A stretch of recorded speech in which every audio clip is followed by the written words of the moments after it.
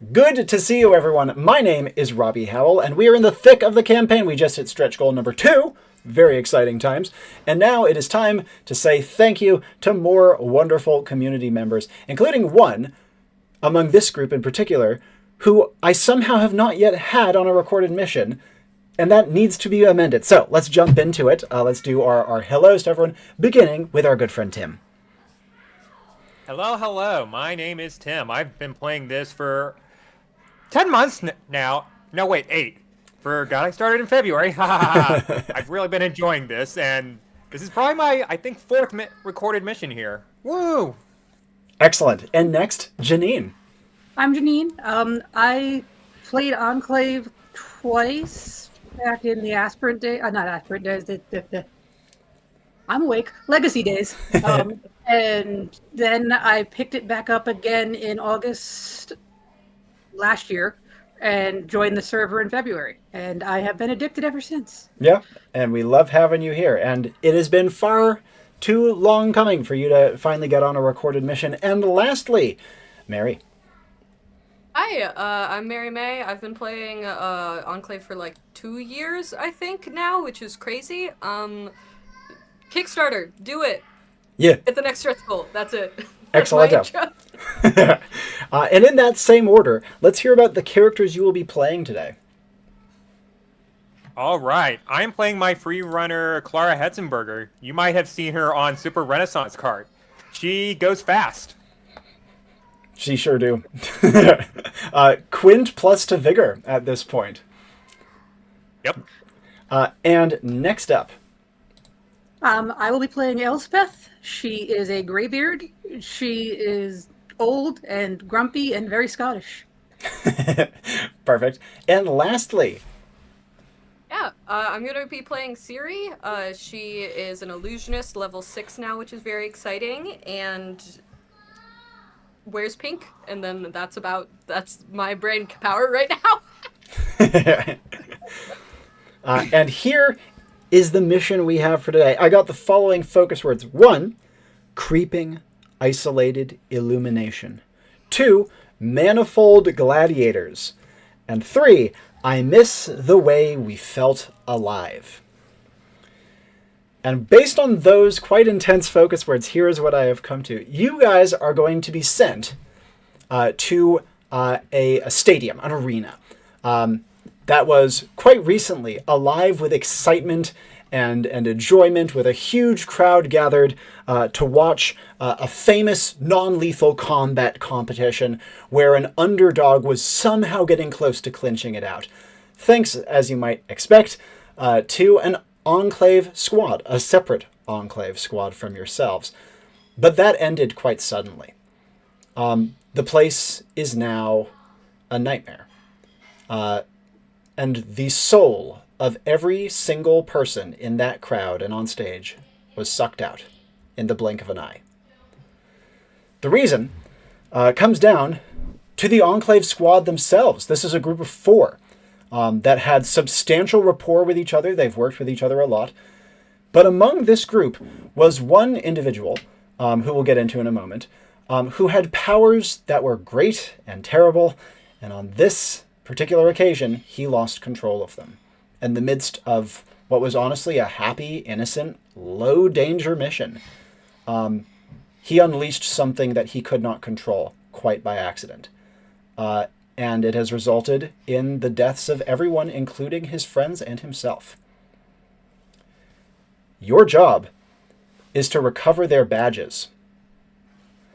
However, the one who drained the souls is himself still very much conscious and sentient, and is now possessed of a destructive nihilism.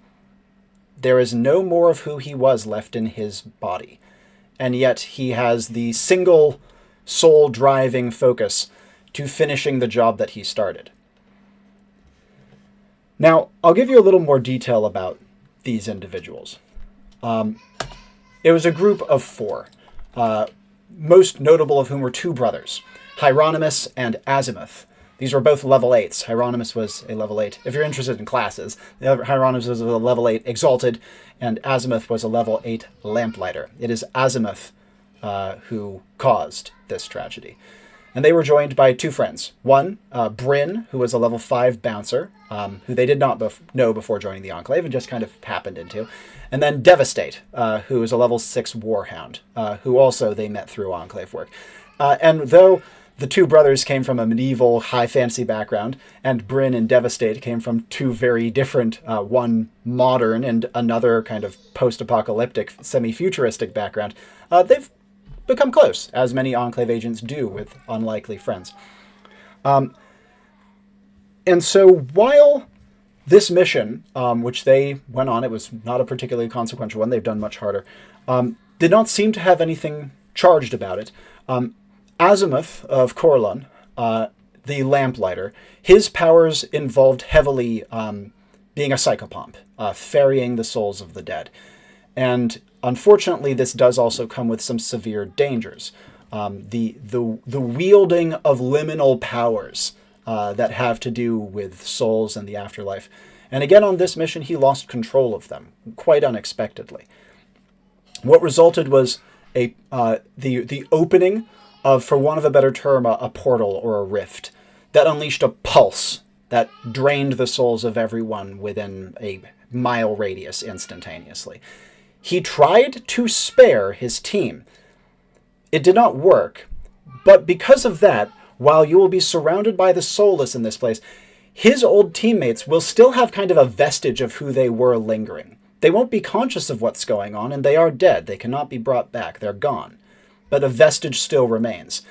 And in the same way that Azimuth is now possessed by this entropic force that wishes to finish the job, his old team will still see him as he was, not him as he is now.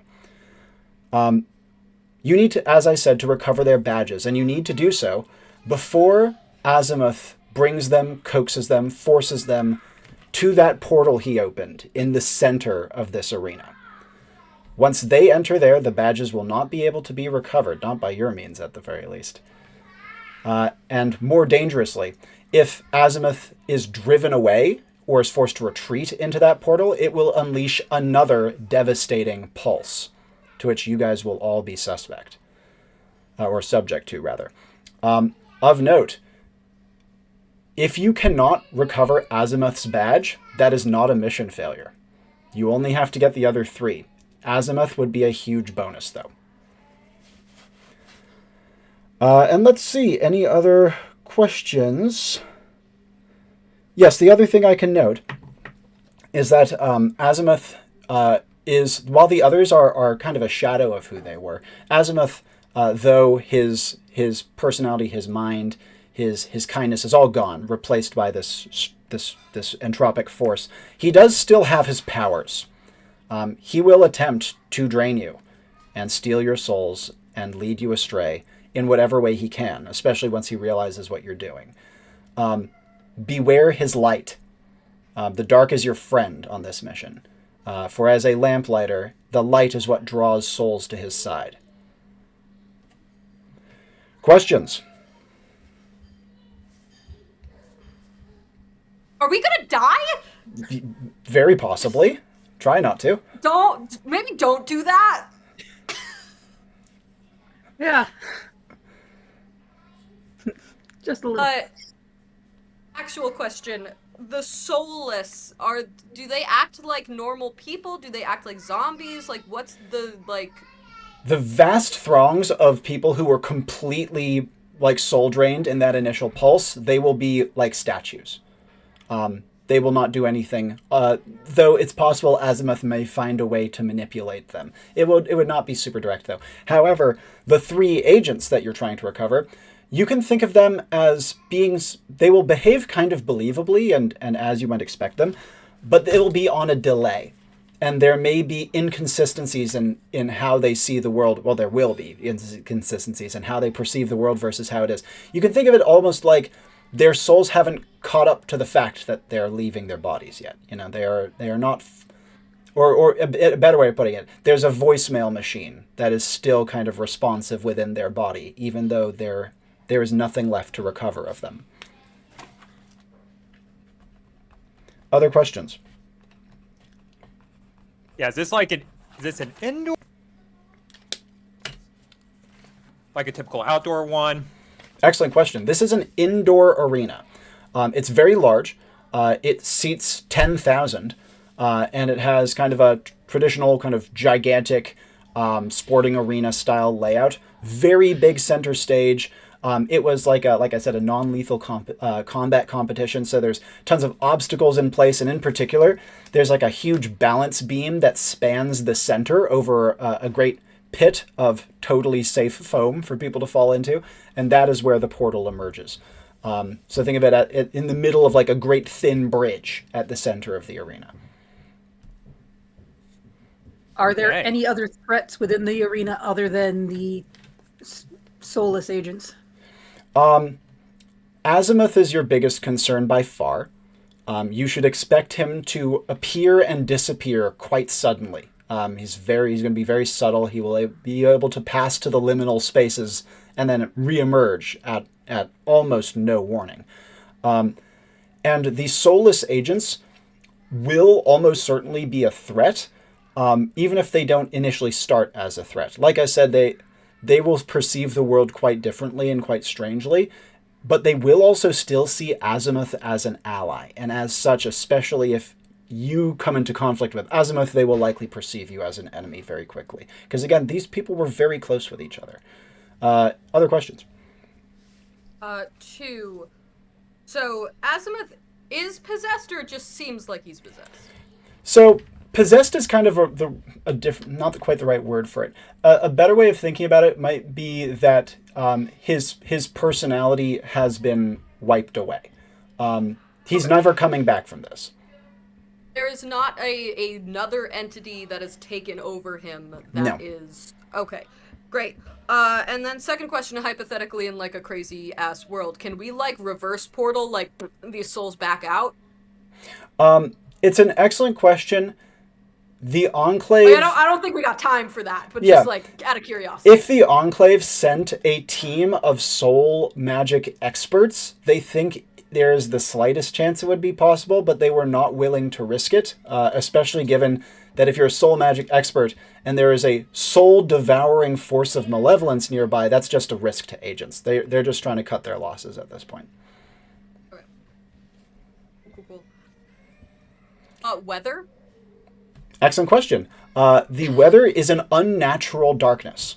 Again, this is a closed-top arena, and the forces that are at play here have unnaturally stifled any and all light. Though if you were to rip off the top of the arena or get it to open, it is a modern place, by the way, so hypothetically the arena ceiling could be opened. And if you were to do so, you would find gray skies outside. Other questions? Nice. In that case, one other thing I can mention is that the Enclave will be providing you with images of all the people involved. So you'll have an idea of who to look for, and they will look pretty much exactly recognizable to how they were in life. Nice. In that case, let us proceed to assembly. Your characters brought together in a beautiful gray meeting room in the heart of Enclave HQ, furnished as normal, with creature comforts from your various homelands. Anything that you might want is there before you know you want it. And of course, there is the usual attendant there to answer last-minute questions, and the gleaming telepads lining the far wall. As you would enter, brief physical description and first actions beginning with Clara. All right, Clara is at 5'6", 175 pounds, late 20s. She has short brown hair, and she has on her sports gear, which is a red and black jersey, white 3/4 length pants. What color did I put her? Stockings, gray, and her black sneakers. And her first actions on arrival, the best way to describe it is, there is a blur coming into the assembly room. It is a red and black. It is a red and black blur, and right And right as quickly as that blur started, when she arrives, it stops. And she just takes a small deep breath. Man, I'm fast. Oh, time to top myself off before I do some more running, she says as she goes and grabs herself whatever the Enclave friendly equivalent of Gatorade is and a power bar and just starts enjoying her little snack. Absolutely. And also there's a 4-foot Gabon viper on her shoulders, which is her coiled serpent. Excellent. Next, Elspeth. Brief physical appearance and first actions. So Elspeth is a elderly woman who appears to be about 70. She has a long graying brown braid that falls to her waist. She's wearing a cloak, a feathered hat, and riding in the hood of her cloak is a gray striped kitten that has wings and is currently asleep in her hood. She will take a seat, make a cup of tea, and look up at the practically vibrating Clara and say, "Oh, good morning." Oh, hi. I'm Clara Hetzenberger, 10-time repeat Pummelball champion. Who might you be? I'm Elspeth Macduff, and those are certainly words. Yeah. Want an energy drink? Helps you go fast. I don't think my heart could take that.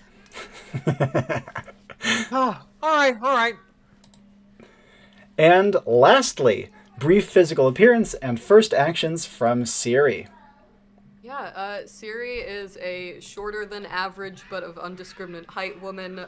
She has blonde hair and is conventionally attractive and is wearing pink and high heels. Won't be caught dead in anything else. She kind of click, clack in and then just takes a moment, looks at her other two people in the room with her. Is like, either of you two have a plan for this? My plan is to go fast, see if I can't get the other three to follow me, and yeah. I'm Clara, by the way. Clara Hetzenberger. Want an energy drink? Makes you go fast. Not as fast as me, but fast enough. Are you sponsored by them? Yeah. Checks out. All right, I'm Siri, and I'll pass for now. I'm Elspeth. Would you like a cup of tea? I brewed some. That sounds more my speed, actually. She accepts the tea. So Clara does, then adds as Siri gets her tea. Oh, I do have this thing. She reaches into her pants pocket and pulls out a little box. Got this thing. It's an earpiece. Coach used this for me when I was on the team to help me run audibles in case I had to do something to go past the defense on the fly. Can use this to stay in touch with one another. Who wants this?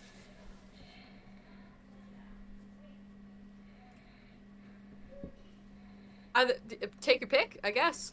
She just offers it to Siri then. Yep.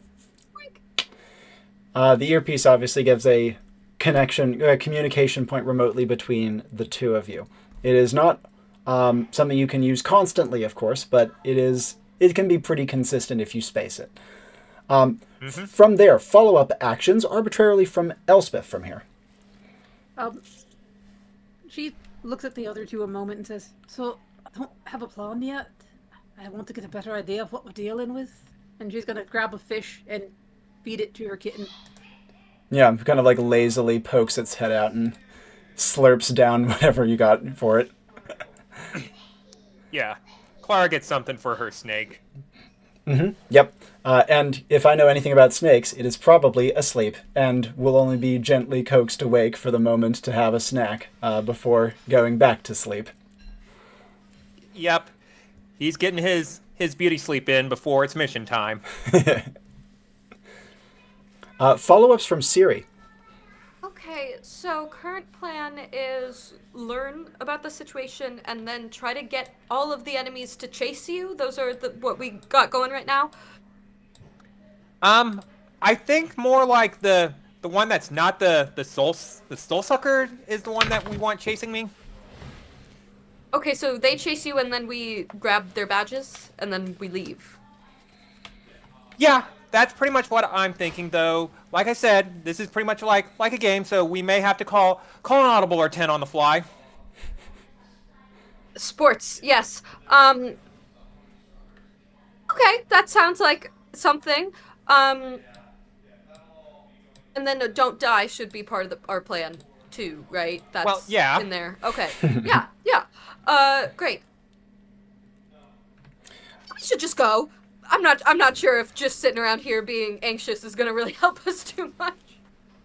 I don't think it's going to help much at all. Yeah. Okay. And with that, the attendant in the room turns on a heel and leaves, and the 3 telepads spring to life. Final actions, beginning with Clara.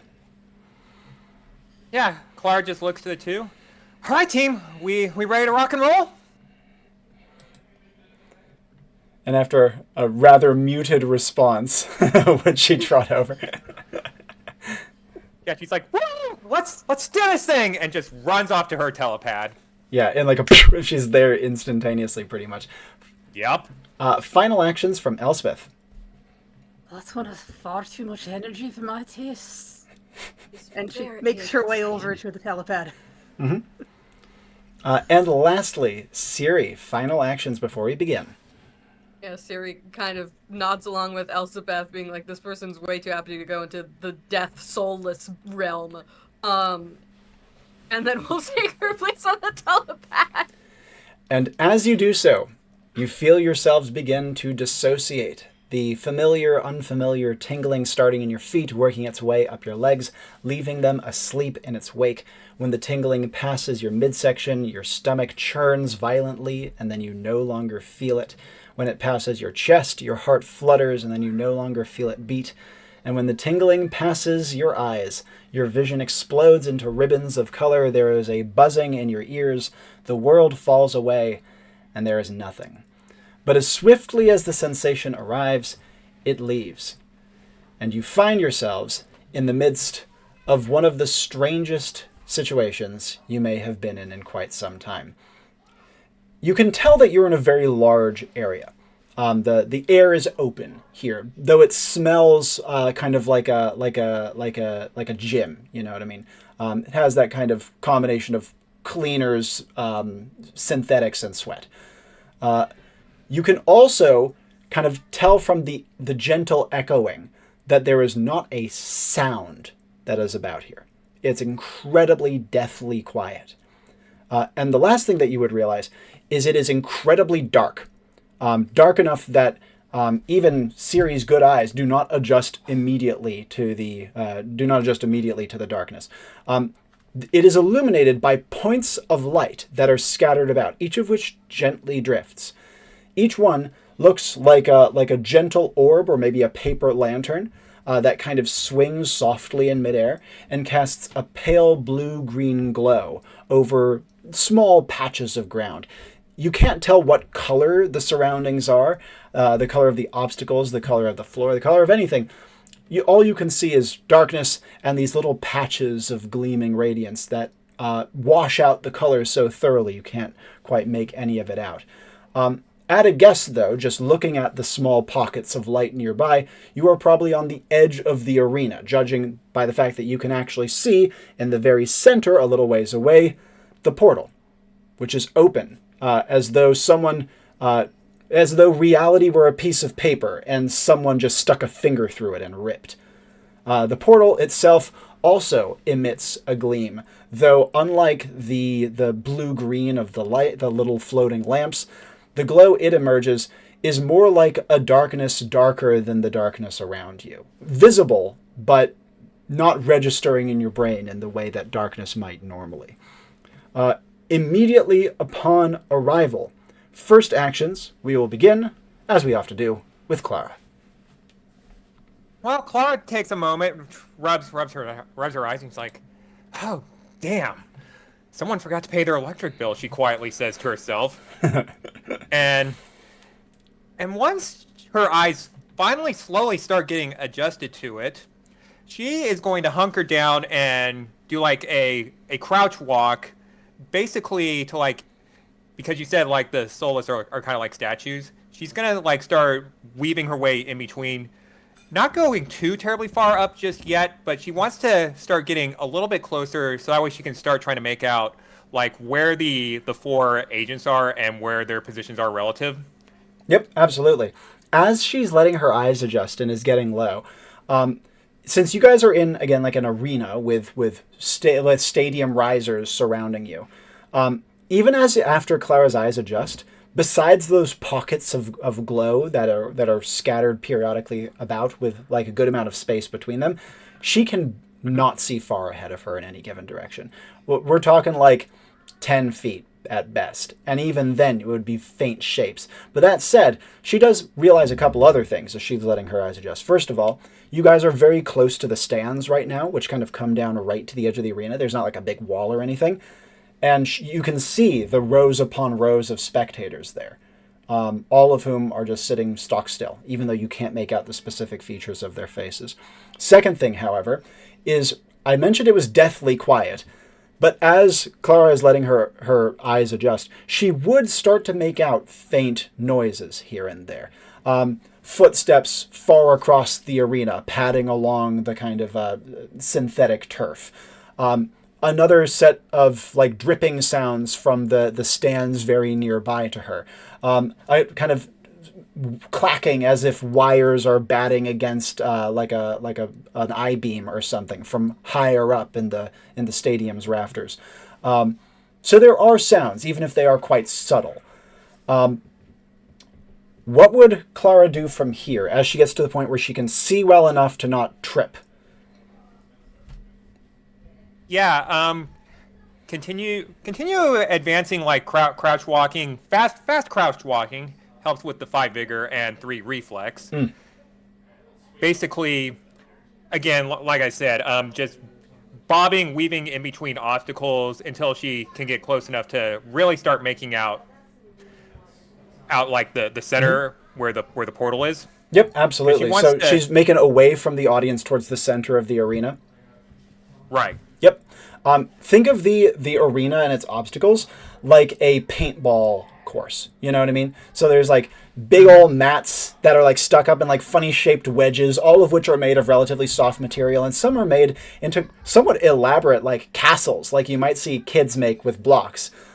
These like big oversized plush mats are being stacked up together with. And so it's quite a maneuverable place, and is occasionally spaced out with like imagine like gymnastic setups, like kind of uneven bars that bridge between some of the big mat castles and setups, as though it were something that people were expected to walk across or dodge through or climb or something of the like.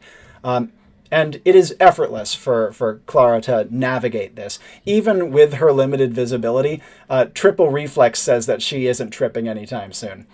Now, yeah, sports gear is also helping. Yeah, exactly. So as she is kind of like weaving her way up towards the portal area, immediate actions next from Elspeth upon porting in.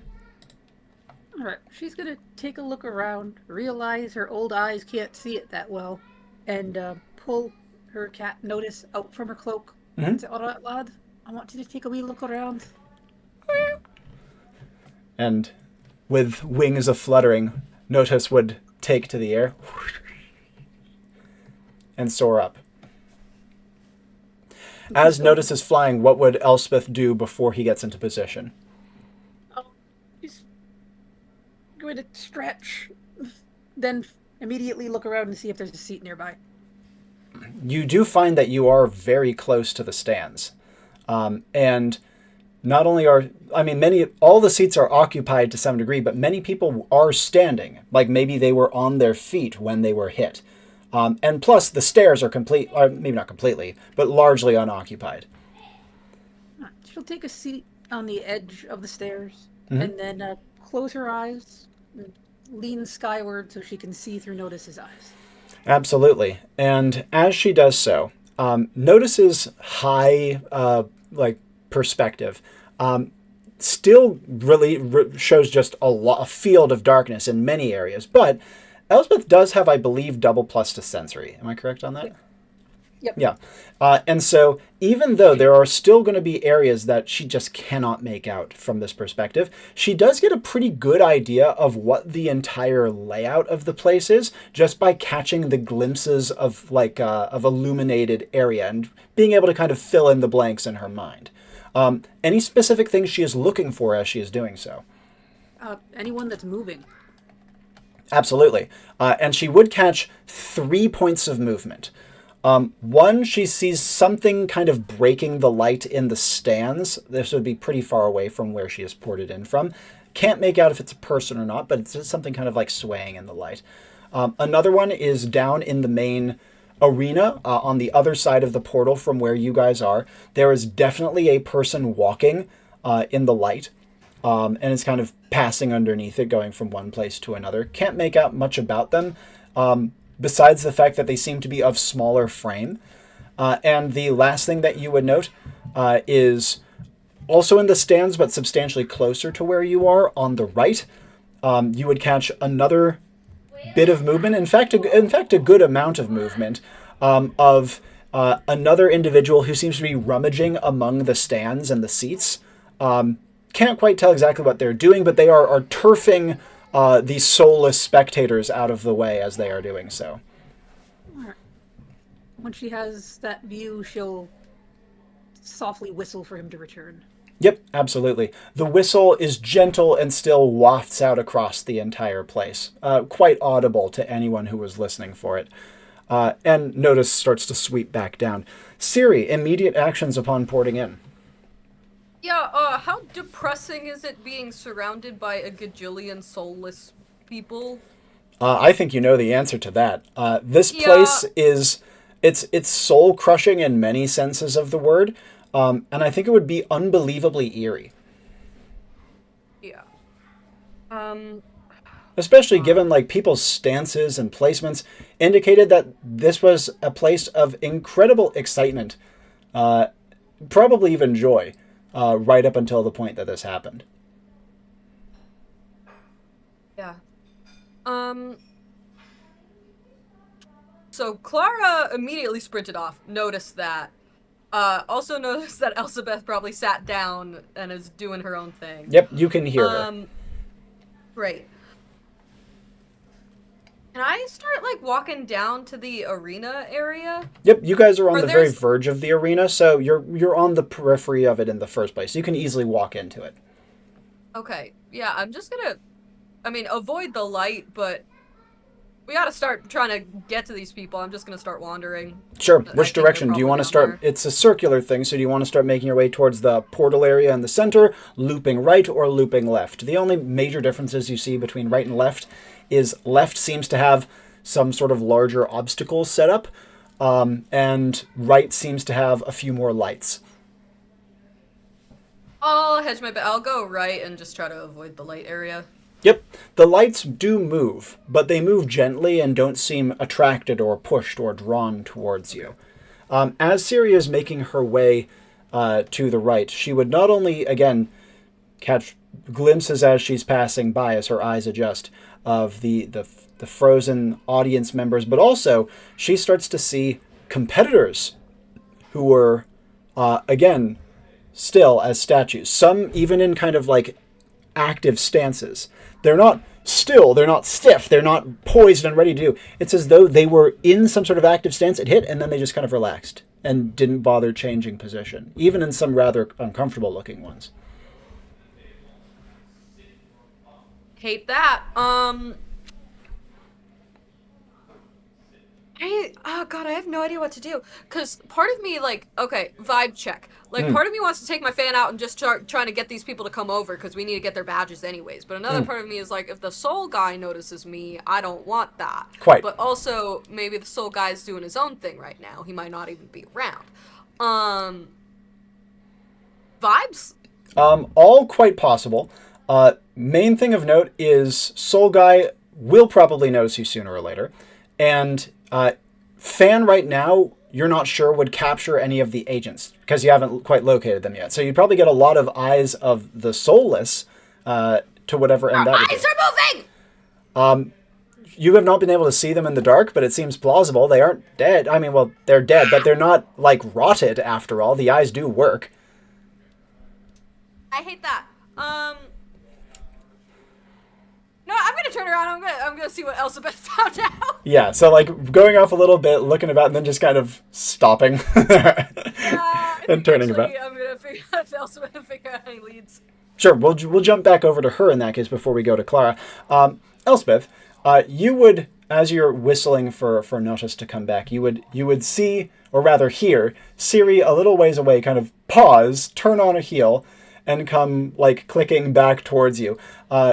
I should say, it's not clicking so much as like soft scrunching sounds, because these are like matted floor, right? And heels on matted floor doesn't make quite a recognizable sound. But you would hear her coming back, maybe more swiftly than she left. Siri, as you approach Elspeth, would you be saying anything, or just kind of sitting down next to her, or standing next to her, or something? Elspeth, it seemed like you got a view. Do you know what do we do?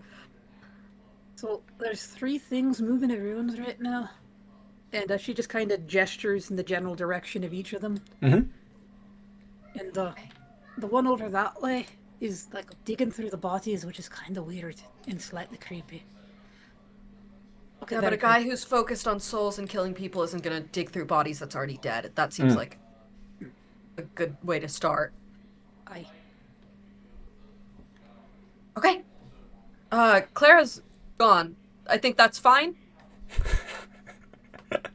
Well, she said she was the captain of something, so she should be able to take care of herself.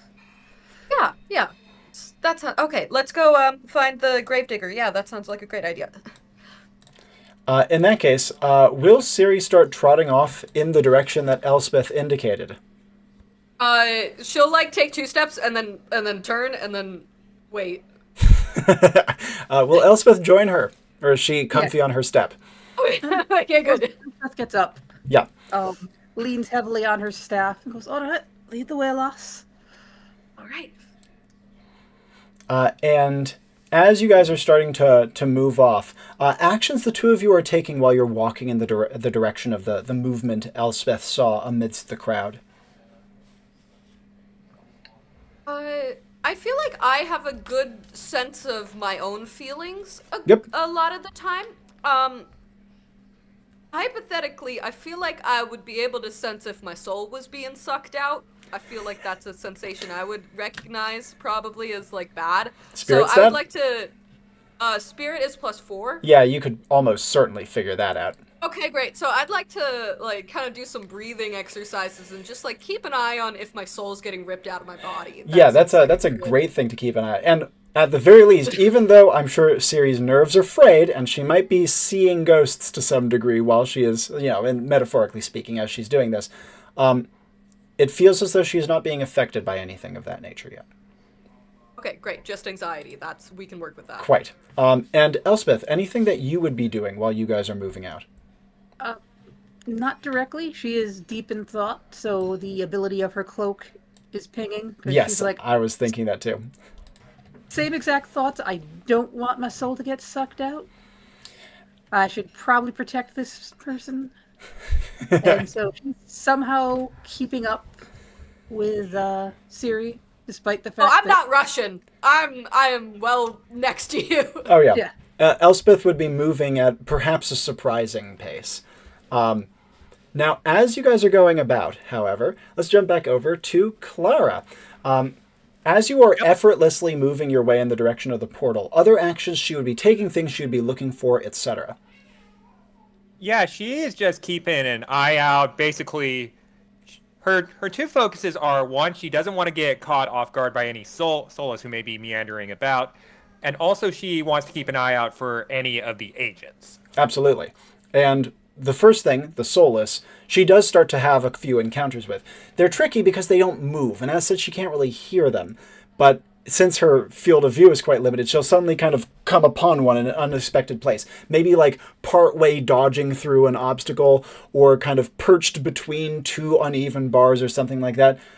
But even when she gets kind of close to them, maybe because it's too dark, maybe because they don't have the facilities for it, they don't move or in any way acknowledge her. Even though she can see them breathing, like she can see their bodies moving slightly, almost like in an idle animation, for want of a better term.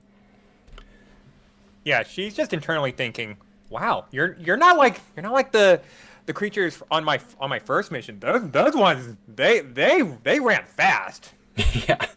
And as she is doing so, she quite abruptly comes to the edge of the great pit at the center of the arena. Again, this thing is very far across. Like, far enough that with a running jump, Clara probably couldn't make it without hang time or Debrief or something like that. So it's big, right, considering how massive her jump length is. If the pit is perfectly circular, and the bridge goes from 6 o'clock to 12 o'clock, so to speak, she'd be at about 4 o'clock on it. And it is at this point that she would also see something. In the light of one of the distant, gently moving, swaying lanterns that is at the 6 o'clock side of the bridge, so quite close to her, she can actually see, briefly, a pair of figures who are slowly walking, almost arm in arm, but more like one gently pulling the other, approaching the bridge at, again, the 6 o'clock side, so quite close to your position. Yeah. Would she recognize any of them? Would they be any of the agents that she had been told about? And peering out towards them, she does... It's hard to tell, of course, because, again, poor lighting and things like that, but she does see two things that seem recognizable. One, the one who seems to be leading the other has an extremely long-handled staff. It's so tall that the top of it is actually not visible within the little orb of light. And that is absolutely something that she saw in the picture of Azimuth. The other one is harder to make out, but is about the same height, and as such seems quite plausible to be Azimuth's brother, Hieronymus. Yeah. So Clara is going to duck back behind cover and pull out her earpiece and motion to Siri. Siri. Well, she's saying this quiet. Siri. I think I see Hieronymus and Azimuth. They're on the bridge at the pit. They've got some light. Think you can do something to like just divert the light so I can at least get Hieronymus's attention? If you think that's a good idea, I guess. Siri will quickly relay that message to Elspeth. Yeah. This is in, like, very low whispered tones, of course, given how much sound travels. But the earpiece is a very subtle tool, and as such, it's quite easy to convey a message secretly like this. Other responses from Elspeth before Siri finishes her follow-up to Clara? No. Nice. Okay, great. I'm gonna respond back. Is the light gonna hit you, or do you just need the one guy not to see you? I just need the one guy not to see me. I think I've got a way to get Hieronymus away. Okay. So do I know roughly where she is? Where Clara is? Yeah. That's an excellent question. Well, you've seen her move fast, but she also moved quietly, so she can't have gone that far from your starting Where point. are you? Yeah, exactly. I'll start with that. If like the bridge, like I moved ahead. If you're looking at like the pit, I'm like at 4 o'clock. Yeah, and Siri would be able to map that out based on where you guys ported in from, so you can get a vague sense of where they are. And the two people are in the light, right? Yeah, would Clara quickly clarify? Although from Clara's perspective, they'd be like about to leave the light.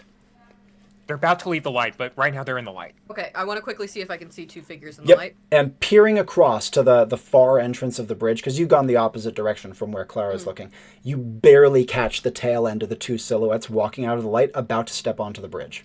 Was I able to see which one had the staff thing? Yep. Great. Viewpoint on that guy. And as you activate the viewpoint, you immediately notice a couple of things. First of all, he can see perfectly in the dark. Perfectly. Yeah. The world is in a grayscale to him. The second thing of note is that, like I said, the world is in a grayscale to him. However, the point at which he is touching and kind of pulling his brother's arm has like a patch of color on his brother's arm. Almost like, there's like a splash of watercolor that is actually representative of real life. Because he still loves his brother, even though his soul's gone. But he sees his own self in complete grayscale. I know, because his soul is gone. Quite. And with viewpoint active, what would Siri do? I'm just gonna blank out Clara. Even Absolutely. if she's not currently in view, like Yep, preemptively. preemptive blanking Like is the- often the way to do it. And immediately after doing so, would you message her? Yeah, I'm just gonna be like, okay, you should be good. Follow us from Clara. All right, get ready. I'm gonna get. Sorry, I'm gonna keep viewpoint on in case he's got some set kind of anti-viewpoint magic going. Gotcha. Yep, and Clara. Okay, be ready. I'm gonna get the brother to chase me. And with that, she turns off her earpiece. She's trying to get the brother to chase her. Yep, and she is gonna do like her fast crouch walk and get over to Hieronymus, and basically she's gonna give him a nice little tap with her tonfa, activating Tag You're It on him. Now, as she starts to hurry around the edge of the pit, because I'm guessing she's not jumping onto the bridge. Unless you are. If you want to, that would certainly get you there a lot faster. Question, are there like any surfaces nearby that I could use my grapple gun on that would get me there closer, or no? Excellent question. So the bridge itself is incredibly flimsy, like deliberately so, given that it's over a pit of foam, right? And so grappling onto the bridge would be quite sus. Double checking. No pluses to luck. As such, no. Now that they're on the bridge, you don't really have a good thing that you could grapple to get closer to them. Though, if you grappled like past them to like where they entered onto the bridge, there are some like mat structures there you could get grip on. Right, and that would let me like drop close to them. That is true. It would make noise, but it would get you closer. Okay. I'm just looking at my Totally. sneakers. Yep. You know, I think we can do that, because also like reflex and vigor, she could probably, and 2 pluses to skill, she could probably manage a somewhat soft landing, and plus she also has the feathered cloak, which can let her drop her arms when she drops. So Yep. yeah, we're gonna grapple over to a mat, and then once we get there, we're gonna let go. We're gonna glide down softly. And Actually, then since you have the glide, you can use the movement of the grapple gun, like drop the grapple early and just glide right to him. That's like actually a very direct route. Let's do that. Yeah. You don't have the grapple gun. And as you do so, the grapple gun kind of hisses to life, and you start to get a move on, and then you like whip out, like break out the wings and start to glide in. In the gloom, on the periphery of the light, you would see that while Azimuth does not seem to notice this at all, Hieronymus turns his head in the direction of the sound when you fire your grapple gun and seems to register you coming in. He stops moving and looks like he's going to pull his arm away from his brother. Hieronymus, by the way, has just spectacularly beautiful emblazoned bronze armor, like colored, inlaid with gemstones, emblazoned with royal regalia, beautiful crown, huge elaborate glaive, just like your classic, I guess, like high fantasy Bronze Age looking hero, right? However, as you are kind of coming in, his face is completely blank, and he does not ready the weapon for combat. Instead, you can see that he pulls his arm away from his brother and kind of like raises it in like a defensive arm guard sort of stance. Yeah, that's fine. We don't need to knock him out or anything for Tag You're It. We just need to poke the guy and get him to chase me. In that case, a poke with the tonfa does activate the Tag You're It. Hieronymus guards, like clearly ready to try to like deal with an attack of some kind. And after activating the tag, what is Clara doing? She's just booking it in the opposite direction. Yeah. Basically heading back towards where she came from. Yep. And as she's doing, although back where she came from would be tricky, because obviously she like flew to get to this point. So will she be running down the bridge and like looping back around, or is she going to be actually trying to jump? Yeah, pretty much. Yeah. I mean, she's also not going to go like super fast, because guy's in armor, and she needs him to chase him in order to keep Tag You're It up. So Yep. she'll give him the proverbial bone, so to speak. And as you do so, you can see that Hieronymus starts to move towards you immediately, and you get the faintest outline of Azimuth's silhouette turning to see what the hell is going on. It's not clear that he has even recognized you are there yet. Before we go further with that, however, jumping over to Elspeth and Siri, you guys hear the distant of the grapple gun, and then you would hear the soft like and like the settling of armor, and then like a little bit of movement. Again, it carries so well in the quiet that even though it's quite far away from you, and you can't hear it perfectly, you can still have a general gist of what's happening. There's no shouts, there's no yells, there's nothing like that, nor any clash of combat per se.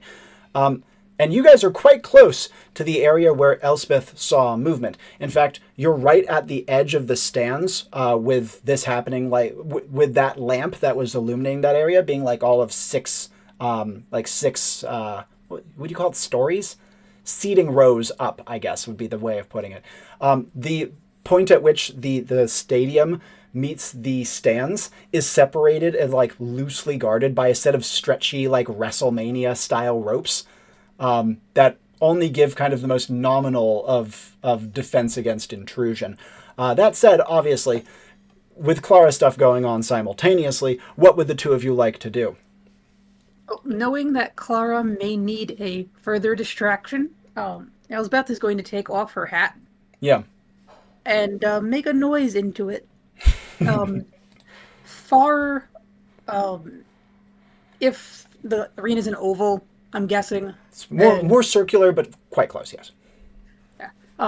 So away from them and away from where Clara landed, she's going to make the sounds of something falling and a scream to try to attract the attention of Azimuth. Absolutely. And now here's the main question, right? Feathered Hat usually likes a lower distance, and this is a pretty big arena. Can you add energy work to increase the range? I like the taking it off. That's actually a really good start. Here's a thought. Oh, no. Do I want my hat? I give you my hat. Oh. I make like a hat cone. I put her hat on the end of my hat. Too bad Clara's not here. She'd give you her Spangin' helm to help with the hat code. Oh, God. The hat coil gun. Nice. And I will take one of the feathers off my hat and place it on Siri's hat. Yep. And then make the noise into it. And as you do so, the two hats would kind of balloon briefly, and obviously no noise would emit from them. But instead, far away on the other side, there would be like a scream that goes off. Might even be something that if we're not so abundantly obvious that Elspeth had something to do with it. It might be the sort of thing that would quite startle Siri and all the quiet. That said, might. Quite. As this is going on, follow-ups from Siri, or does she want to get her hat back? You can hold on to the hat. It should be fine. Can we see the person we're approaching yet? Now that, like, given that Elspeth and you have at this point been kind of moving in a consistent direction, you can actually make out the movement. It's now more on the periphery of that one light that Elspeth saw it in, given that, again, these things drift and move. But there is a figure that is kind of rooting through the soulless and kind of shoving them aside and moving them out of the way. Can we get a sense of who it is? Seems to be shorter, burlier, probably Bryn. Okay. Sick nasty. Keep walking. Yeah, are you going to make your way into the stands at this point? If she's in the stand. Then Yeah, she's yes. up in the stands. Like, again, row 7 or 8 at this point. Okay, yeah. Click clack up the stands. Yep, as you are click-clacking up the stands, you would see that your heels do not draw Bryn's attention. And you even draw pretty much directly level with where she is. Bryn... Yep. Vibes. Is she fucked up in the head? Well, judging by her current emotional state, first of all, her emotional state is quite weird as you're getting closer. You have strong enough spirit that you can pick out a lot more about it. The first thing that you would notice about her is that she's very focused. She feels like she has a job to do, and she feels that combination of thrill and nerves that I'm sure Siri's experienced many times. But her feelings are, and her emotional state is distant, as though you're looking at her down a long hallway. You know what I mean? Yeah. Okay, if that's the case, then it's probably fine. Okay, I'm gonna keep approaching. Are you going to make your way along the road to get right up to her, or are you going to stay at the stair area? I'll stay at the stairs. I'll stay there for just a second and like kind of like try to say like, "Hello, Bryn." No response at all. She keeps doing her work and kind of like roughly pushing the soulless audience aside. Like maybe looking for something. You can see that occasionally she'll like move up and around and like hop up another row or something like that. She's very brawny and has on like a big, heavy, patchy overcoat and seems to be pretty effortlessly strong. For example, like ripping one of the bolted seats off of the floor to either look underneath it or maybe even have it as a shield. You can't really tell, and there's certainly no attacks inbound. Follow-ups, then Elspeth. Yeah, Siri would turn to Elspeth and kind of like, I don't know. Elspeth, what's your spirit? Can I like try to do the girl to girl eye thing where I just like... Are you seeing this? Yeah. Okay, yeah, cool. So Elspeth okay, would be picking up like the edge of some of this nuance, but would still be able to see certain things. For example, that Bryn's emotional state is in no way congruent with her surroundings. And two, that it is distant. It's detached. Siri's just gonna turn around to Elspeth and kind of like eyeball, look at her, look at Bryn to indicate like, hey, do you think I should get closer? Oh. And she gently places Siri's hat back on her head. Yeah. Oh, thank you. Okay, hat on head, slight confidence. Siri will try to get closer. Yeah. And as she makes her way along the row of seats, a couple things. First of all, I know Siri's fashion sense, so her dress would be brushing up against everyone as she's going down, as would the brim of her hat.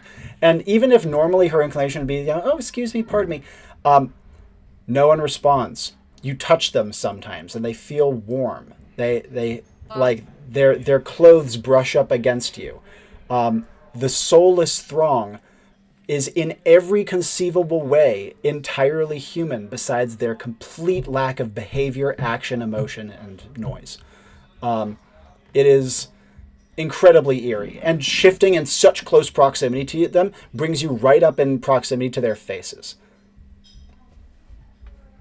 That's lovely. Okay, we got a back burner thing is figure out how to resurrect souls. That has to be a back burner thing. I don't like that it's a back burner thing. There has to be. Don't want to get near the portal. No, yeah. Okay, I'm just gonna I'm gonna keep eyes to the ground so I don't have to look them in the face and just try to like get closer. Yep, absolutely. As Siri is edging up close to Bryn, actions from Elspeth besides her soft muttering to herself. She's going to take another slow look around, that her eyes can see very much in the dimness. It's not too bad. Again, she has double plus sensory, and there's some light, so her immediate visual proximity is pretty low, but she can pick some stuff out. And just kind of checking on those other spots of motion she noticed before. Yep. The one of that one figure walking, there's absolutely nothing over there. Though, she would catch a couple snippets of movement from Clara, who we'll be checking back in with shortly. Though that's very clear and distinct, especially because of the noise that emanates from it. The only other thing that she would note is that the portal at the center, that the patch of darkness beyond darkness that emanates from it like light, is larger than when you guys entered, and not by a small amount. Oh, I think we have a problem. Another big one. And Siri, who is almost right up next to Bryn at this point, would hear Elspeth perfectly. Okay, I'm close to her, so I don't really want to talk, but can I, like, try to figure out what she's referring to? In the gloom, you can barely make out Elspeth's silhouette, and Elspeth can see Siri turn. She just kind of points with the tip of her staff behind her. Yeah. And Siri's eyes would be drawn to the portal, darkness beyond darkness, spreading, not at speed, but fast enough to be very noticeable. Got a signal that I Yep. understood. And turning to Bryn, Siri would find that Bryn is almost right up in her face. While her face is completely blank, Bryn puts a fistful of nasty-looking knuckle dusters under Siri's chin, and even though her face conveys no emotion, her voice does when it exits her mouth, though it's faint, faint, faint, faint. She says, "You got a problem?" No, I'm from the Enclave. And after a moment, it's like there's like a delay, like a lag on Bryn processing this. But you can see that her stance changes, and she kind of pulls back a little bit, tucks away her knuckle duster, and says again with no emotion on her face, but a lot in her distant voice, says, "Tell him to fuck off. We need a little more time. We got this under control." They know, there's an error with your badges. They want us to take them and replace them. And you can see that after that lag, she shifts again. She says, "My badge?" And she goes for it, and you can see it's there. And she says, she actually takes it off and looks at it, and she says, "No way. They've never had an error with badges before. That's not what the Enclave does. The Enclave doesn't make errors. Who are you really?" I take out my badge to show. I am from the Enclave. They don't usually make errors. That they might have just told me that as a lie, I don't know, but I was told to come here and take your badge and then bring you a new one. And you can feel, again, down that hallway, so to speak, Bryn's feelings. She has gone from focused, confident, in her element, ready to help out, nerves are on, pressure's pumping, to feeling suddenly crestfallen, concerned, a little bit lost even. You're doing a good job. I'm not trying to interrupt. You can keep going. I just need to take it for a couple minutes. There's a long lag, then she looks down, looks back up, and again, neutral expression, but her voice, again, full of knotted up emotion, says, "They told me when I was onboarded that I should never give this to anyone. Anyone." I understand that, and they told me the same thing, but then they told me to do this. I don't question them. They work in mysterious ways. Another delay, and then, "What's wrong? What's happened?" "Something's wrong. I know it." Okay, can I just quick ping on my viewpoint to Clara? How far away is she from, or, on the guy? How far away is Clara from the guy? Let's check in on that in one moment, but before I do, I want to hear from Elspeth. While Siri is having this conversation with Bryn, you can hear every word. Other things that Elspeth would like to do, actions she would like to take, or similar. So she's going to very quietly whisper to Notice and tell him, if he tries to put that away, grab it from her hands and bring it to me. And he would prance away, kind of hopping from soulless head to soulless head, before seeming not to like it very much and taking to the air instead. And will Elspeth be doing anything else, or is she just trying to follow the conversation? Trying to follow a conversation, but with her eyes closed so she can see what Notice is seeing. Absolutely. And Clara, after beating a hasty retreat from Hieronymus after activating the tag, immediate actions as you're starting to move away. Are you just going back the way you came, looping around the far side of the pit? Pretty much. And like I said, since she knows that Hieronymus has that armor, she is not going full sprint. She needs to make sure that he can keep up, obviously. Absolutely. Otherwise, she loses tag. And Quite. So from time to time, she's gonna glance back, just look and see. Oh, how far back is he? If he's starting to lose ground, then she's gonna slow up. Obviously, take a quick breath. Just wait for him to get closer, and then pick the chase up again. And the first time Clara looks over her shoulder, just a few seconds after starting tag, she doesn't see him.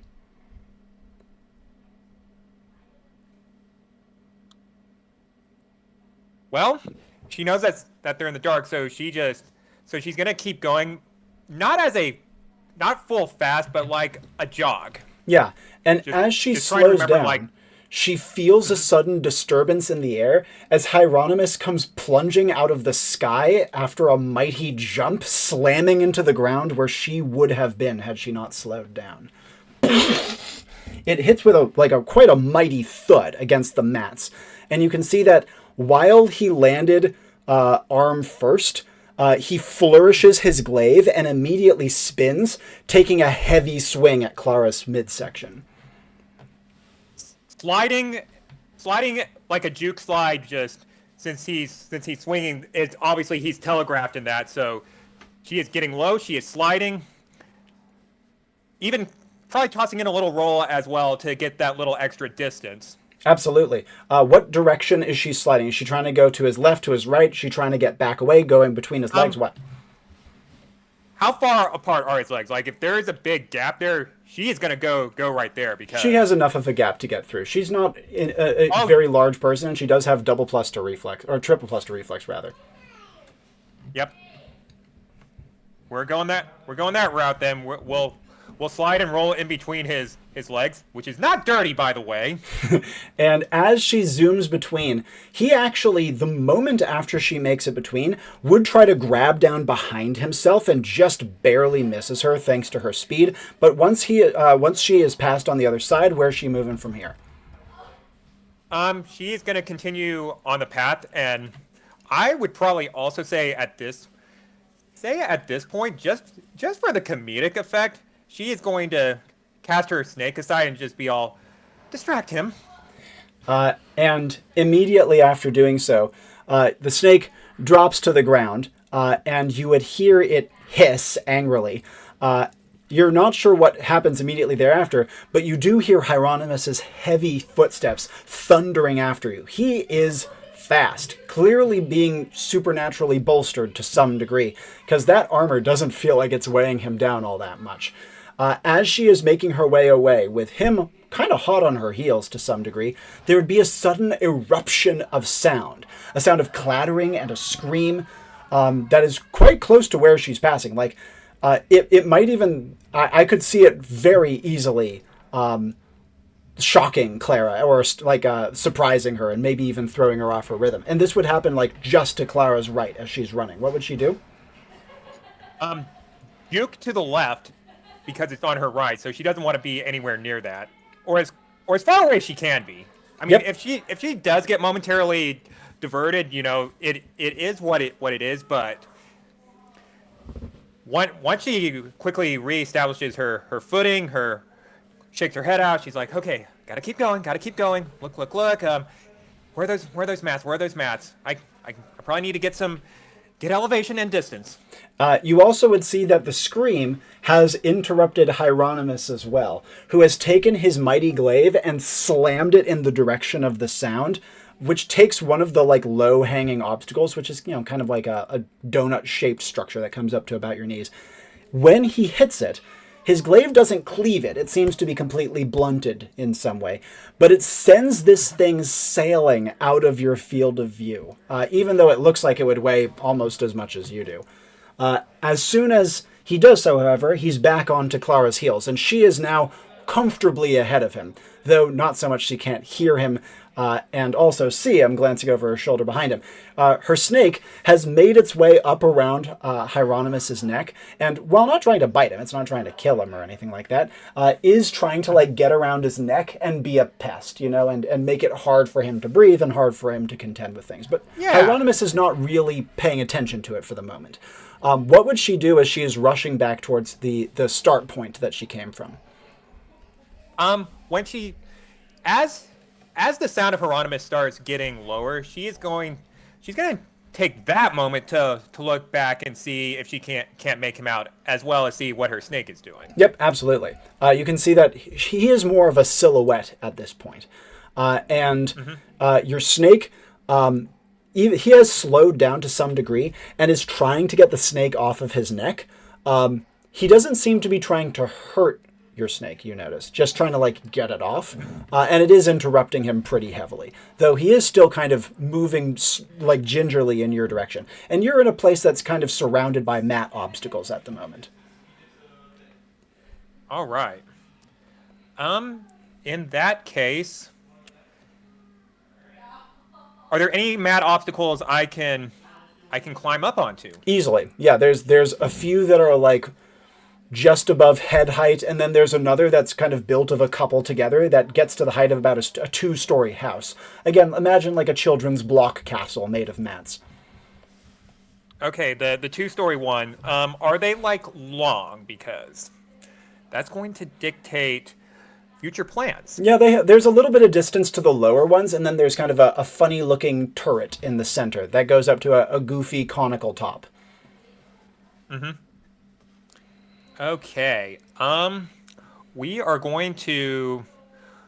We're basically going to try and climb up to the top of one of the far ones. Ideally, also one that has elevation, because we want to make sure we can see what's going on. Yep. And in terms of getting up onto these, you have the stats and the tools to do this in about 1 billion ways. And so how would you like to ascend? You know what? Let's... Grapple gun.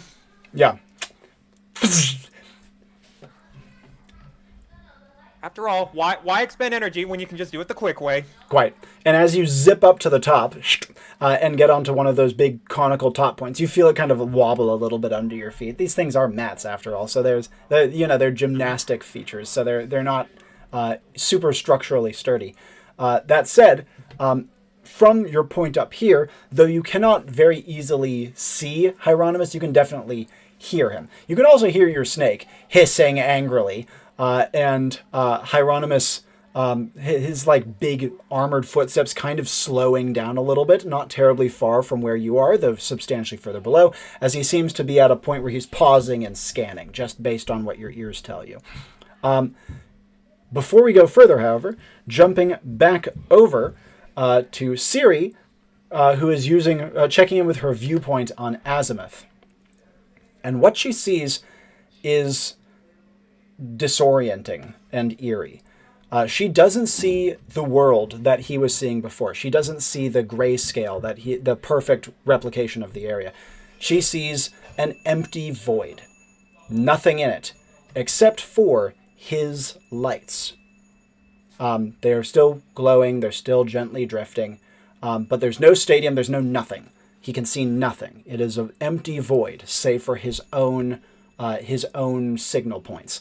And he seems to be drifting from one to another at great speed. Can I get an idea if he's going towards the one that had the noise? How would you tell? I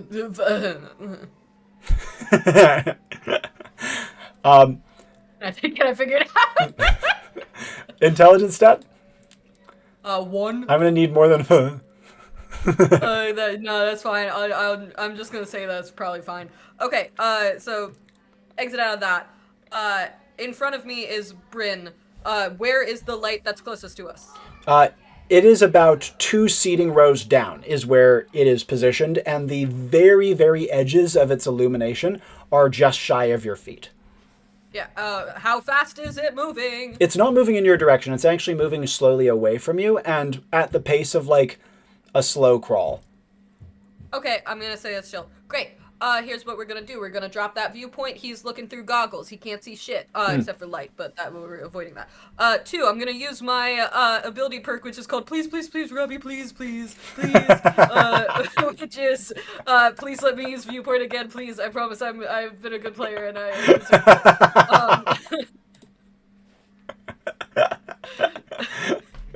Talk me through the paired action. Okay, so here's what we're doing. I'm gonna reach out a hand to touch Bryn's shoulder. Hopefully she'll let me. That's number 1. And she is on enough of a lag that even if she didn't want you to, you managed to do so before she can respond to it. Great. That's usually a comforting act. With that, what I want to do is use an emotional viewpoint and basically take that feeling that's distant from her and drag it as hard as I can back into her. Oh, that's interesting. What's the drag gonna feel like? The drag physically is gonna feel like me kind of like clenching on her shoulder, maybe a little too tight. Yeah. Emotionally, hit me with bad feelings, Robbie. I can take it. We'll both go in this together. She'll be feeling lots of feelings, I'll be feeling lots of feelings. We'll just freak out together for a moment. Okay, I'll give you two. First one being, imagine trying to take a breath, and instead all you breathe is water, even though you're in the air. It's a stifling, suffocating, immediate feeling with no warning or prompting. And the second thing that you immediately would feel is you're in this emotional viewpoint. You're kind of looking down the hallway towards her, sort of the analogy that we've been using of her distant feelings. And Siri, rather than pulling Bryn towards her, feels herself falling down that hallway. And yet, as she falls, Bryn comes no closer. Elspeth, you would see Siri reach out and touch Bryn's shoulder. You would hear Siri gasp, and then just kind of like go stock rigid and still.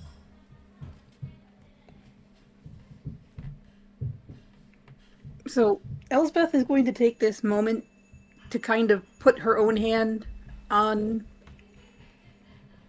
Siri's shoulder and kind of push Bryn away. And Elspeth will need to like struggle through the crowd, like along the row to get to them. Is that what she wants to immediately start doing? Yeah. Yeah. And so, pardon, once you reach, you're trying to like get Siri away from Bryn. Is that correct? Yeah. And is Bryn still visibly holding her badge? Yes, she is, just in her hand. So as she pushes Siri or pushes Bryn away from Siri, she's going to reach for the badge at the same time. Yep, absolutely. And when you grab the badge, Bryn starts reacting to Siri touching her shoulder. So she's, again, like several seconds behind. As she starts to say, I don't understand what's going on. Why are you here? Something's... No, don't go away. We need to talk. Why are you going away now, you coward? She starts to talk more quietly and less certainly. Her sentences start to trail off. But at this point, Elspeth snatches the badge. And Siri, who has been forcibly pried away from Bryn, would kind of drop back into her own eyes. There's another chance I can do something before that? Yeah, let's hear it. Just if I'm in this hallway, can I just like try to shout to her? Yeah, you can shout. Okay, that's it. What would you shout? Her name. Yep. And as See if she Siri responds kind in of the hallway. falls back into her body, her voice would kind of whisper out Bryn's name as though she did not have the breath to shout it. And as Elspeth pulls her back, Siri would feel her heart fluttering, and she would also see little, like, beautiful swimming lights at the peripheries of her vision. Do I feel like my soul's been sucked out of my body temporarily? Because before we established that, I could probably sense that pretty good. What you do feel is that you're in yellow essence, despite definitely not using a yellow essence's worth of essence. Yo, that's just shitty. That just kind of sucks. All right, we got the badge. And Elspeth, the moment you wrench the badge away, Bryn doesn't respond to it. But as you say "I," you can see that her like latency catches up. She like looks to her hand, looks up, and says, though it sounds like she's really far away, even though her mouth moves vehemently, it's like almost a whisper, "Give it back," as she lunges towards the two of you. In response, I'm going to step in between her and Siri and activate my perk on Great and Terrible, which is called Under My Protection. Yeah. So she's also going to be wrapped in my destructive forces. Yeah, and what are the Which in this forces case- for today? In this case, she usually goes fire, but light is not a good idea in this situation. So in this case, it's going to be wind. And as Elspeth steps into place, give me the paired action to kick her into great and terrible. So she's going to swing down her staff next to her and say, "You'll nae be touching this one. She's under my protection. And right now, you're acting mighty foolish and nae like an Enclave agent. Pull yourself together, lass." And as Elspeth does so, Siri sees the old woman rising in front of her as she grows in stature and height. A mighty wind whips up around the two of you with kind of its eye at your center. You can feel your hair blowing, but you're not subject to it. And as Bryn kind of rushes up and like slams her knuckle dusters towards the old woman, you can see that the wind actually off balances her and knocks her down onto the row of seats below and into the soulless. But Bryn immediately jumps back to her feet, her face blank, but her body poised and ready for action. As she yells, "Thief!" And leaps back up towards Elspeth with another knuckle duster punch ready to go. I'm sorry, I'm still reeling from a yellow essence. I'm not sure how responsive I'm gonna be at the moment. Quite. Elspeth first then. What would she like to do? So she's growing and blasting wind, and she just kind of, because she's not huge yet, but she's bigger now, just kind of push back at Bryn with her staff. And as she does so, the woman seems to not have the latency that she had when you guys were talking. Now in action mode, when you like kind of jab at her with your staff, she knocks it to the side with her dustered fist. And actually, despite your size and increased strength, almost wrenches it out of your hand with how strong she suddenly is. She immediately follows it up by trying to make another push through the wind that you have conjured up. Though the wind is fierce enough that she, like, even though the punch does kind of make its way to you and the duster does kind of scrape against your skin and push up through your clothing to some degree, it would push her away before she can sink a proper blow into you. Can I use that injury to activate Mimisprinter? It's very faint. It's not a powerful injury, so it would have to be a weak one. But if she gets a real good hit on you, then absolutely. And given that she seems to be testing the potency of the wind, it's looking more and more likely that she'll be able to get a blow through it. All right. I'm going to take a couple of steps back, which is probably throwing bodies around. Yeah, exactly. The soulless are being flung about all around you. It's at this point also that you see Bryn picks up the metal chair she ripped off earlier and readies to hurl it at you. All right, we got to do something about this. Are you any good at fighting?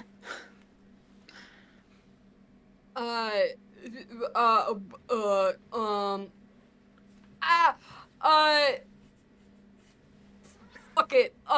Siri just like tries to.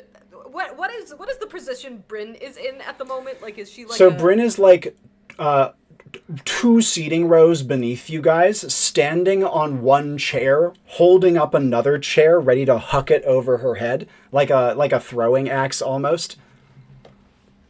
Great. She's gonna take her fan, try to huck it in between to distract her for a second. Yep.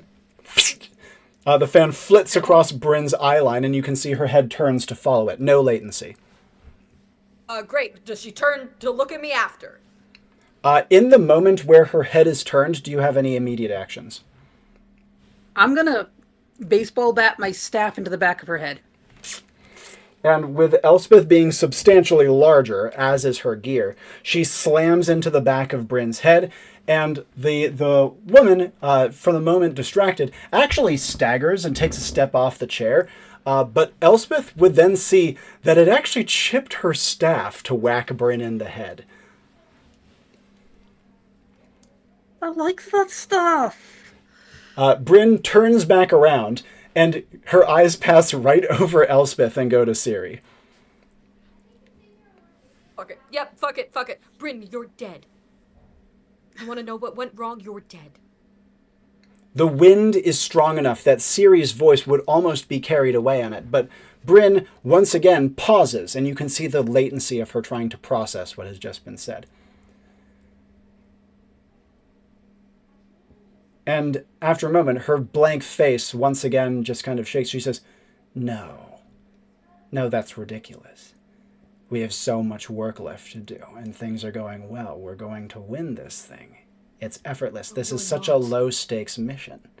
Yes, and something went wrong, and you're already dead. This is a trick. It's not. It's no trick. If I'm dead, then why can I hear you? You're an Enclave agent. That's a dumb question. You're not quite dead. Your body's still here. We're trying to fix it. And you can see that she lowers the chair slightly and says, How did I die? Something went wrong. Somebody lost control of their powers and just look in front of you. Look at these people. And she like gestures to the people in front of her. And with latency, she looks and she says, But they're cheering. Oh.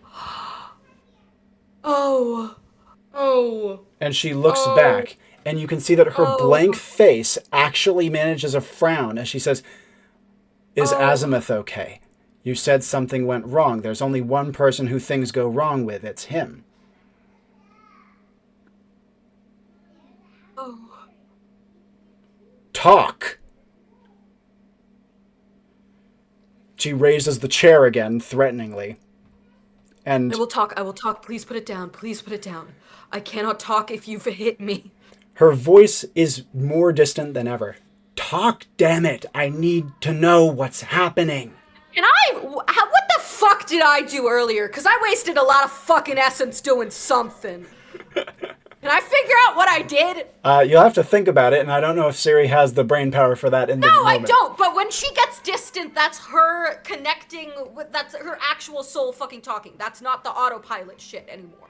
So when she gets distant, that's her talking. So when she gets distant and says that again, I'm gonna say as fast as I possibly can, hopefully hitting when she's like actually fucking her, be like, oh fuck, what do I even say? Oh god, just, yes, something went wrong. We need your help first. If you go to him now, things will go wrong. Things will get worse. And while this is happening, Elspeth is going to light her church warden pipe, but shield the top of it so it doesn't make a spark that's visible. Yep. To try to calm herself down and become smaller. And as she breathes in deep, the wind starts to subside. And Bryn says, distant and on a lot of latency, Are you telling me I've survived wars and imprisonment and everything to die here? It's not the worst way to go out.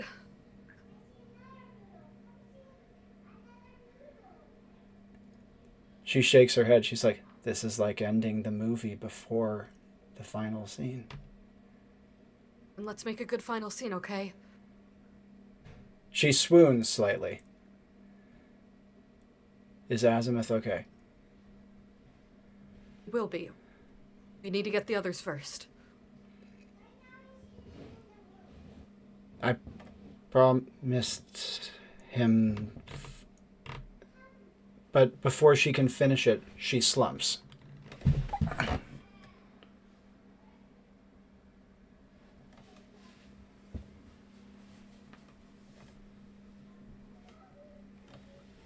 There's a long quiet. Is she dead? There's no response. She makes no movement. Is she breathing? No. And you can see... Okay, the thing I did was release her soul. And you can see, almost like when you see a like a hidden message under a black light, right?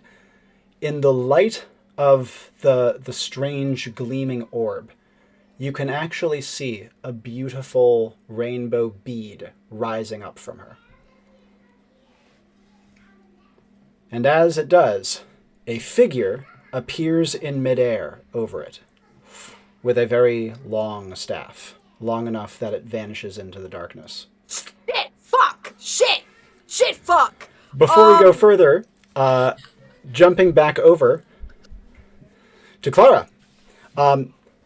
Up high, on top of the mat structure, Hieronymus moving around below, your Viper hissing in great consternation. What would you do? Can I make out the silhouette of Hieronymus? You can hear him. You can hear him, but you cannot see him. Okay. You know what? As long as we can hear him, that gives us a general idea of where he could be. Now, next question. Where I'm up at, how much running space lengthwise would I have? Lengthwise running space, very little. If you drop down a story, a good bit more. However, and this is not something I would say to almost any other character, vertical running space is actually pretty decent. You have a big, long, like 10-degree slope directly below you. You know what? This is going to be something really funky, but you know what? It could work because this is Clara we're talking about, and she is pretty much capable of anything. So if I'm following along correctly, I can use a little running space up high, drop, then run down the vertical slope, get more running space, and that could give me some options if I'm following along correctly. Quite. Yes. I think this is time for a little hang time. But first, she is going to back herself up because she needs some running space. Yep, absolutely. And making her way backwards, giving it as every inch that she can muster on this funny little conical topper. What does she want to do? Yeah, she's just going to be all right, let's do this thing. Let's get some air, she remarks. And she just takes off. 5 vigor. She is basically like zippity zoodie running down the ramp. Yep. Getting more speed. And then once she gets like at the edge of the lower level, she is gonna jump up and using what she knows on hearing Hieronymus, her plan is, and she's gonna use the perks on hang time, which is the impact sight, mind the gap, and get some air. Yep. Her plan is she is going to land behind Hieronymus and use that impact to send him flying like away from the center, like sending him careening back towards the start. Absolutely. And given what you've heard of his location, it's not hard to triangulate that. As Clara sprints like from up high, jump down, sprinting down the like incredibly steep slope, and then launching herself with hang time, she catches the faintest glimpse of Hieronymus's form below her. He tries to take a swing at her as she goes overhead, but she is moving too quickly with hang time, and hang time gives you protection from attacks. Yep, she has the high ground. Sorry, Hieronymus Anakin. And as you and land... I also want to point out she's going to call out for Snake, get down! Although I will also say her hang time perk does protect allies, so... Yep. It's more or less so that way the snake knows to get off. Quite. And that's a good note to make. As the snake like wriggles itself free from trying to get back onto Hieronymus's leg, you land on his far side. And how do you direct the blast with this? Is this just something that is at will, or does she move to do it? As she is landing, she is going to pivot her body to face him, so that way she can like step her foot down and direct the blast cone at him. Yep. And there's a substantial blast, and Hieronymus is sent skidding backwards across the mats and crashes into the mat castle that Clara had just come from. You can see that the impact knocks down one of the mat walls and sends him sprawling behind it, though in the gloom she sees him do like a backward roll out of it to get back onto his feet. But she has achieved the goal of pushing him further away from the pit and the portal. What does she want to do as an immediate follow-up? it's probably going to take him a moment or so to get his bearings. So she's going to make her way over, and she wants to make out see if she can't see his badge on him. And is she coming up at a sprint, or is this as like a slower, like engaging pace? Sprint to get close. As she gets closer, she's going to slow down, so that way she can make more methodical movements. Yep. And as she's getting closer, she sees him like back kip up onto his feet, despite being in full armor. You can see that his glaive was blasted out of his hands, and instead he produces two blades out of the gauntlets on his fists, so they're coming off kind of Wolverine claw style on either side. Katar would be the better description of them. And as she is drawing in closer and he starts to circle her, she makes out his badge, though it's not in an expected place. He has on a crown, and the badge is nestled among the crown jewels. All right. She readies her tafas, and she looks at him. Haven't had to pummel someone in a good long while. There's Oh, wait, it was. Oh yeah, pardon. Finish what you were saying. Oh no, wait! It was about a week and a half ago. Silly me, she says as she readies her paddle tafas. And on a delay, again, he responds back. I didn't know you were in the competition. What's your name? Clara Hetzenberger, 10-time pummelball champion. And he says, I don't remember that from the briefing. Strange place with strange customs, this. Yeah, what can I say? I was the last minute addition. And as she circles, her snake wriggles onto her leg and climbs back up onto her shoulder again. And Hieronymus flexes his hands and takes a quick stance, perfectly upright, clasps his weapons together, and closes his eyes in his blank face. You can hear that there's like a distant, almost mystical, like thum noise, and he gleams brightly enough that you can actually see a lot of your surroundings for once. There are some obstacles between you and he, but now you see him suddenly suffused with a strange glow that actually gives off more light than the little lamps that drift about. Next actions from Clara as he does so, and he is now bathed in light. Subconsciously tell the snake to move onto his head so that way we can get the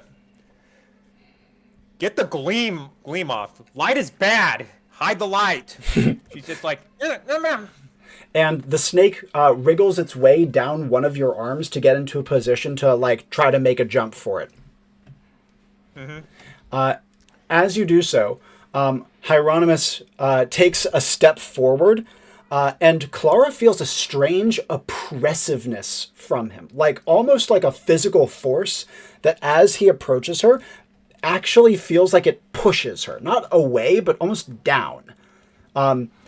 It could be compared to a sensation of being forced to bow, but it does not feel like what was the word? Like diminishing. It doesn't feel like a disrespect towards her. It's just like his presence is suppressing her movement to some degree, especially as he draws closer. Fuck. Come on, Clara. You can do this. Focus. Just think. You've played in immense pressure before. Channel the inner thoughts. Channel the inner championship game.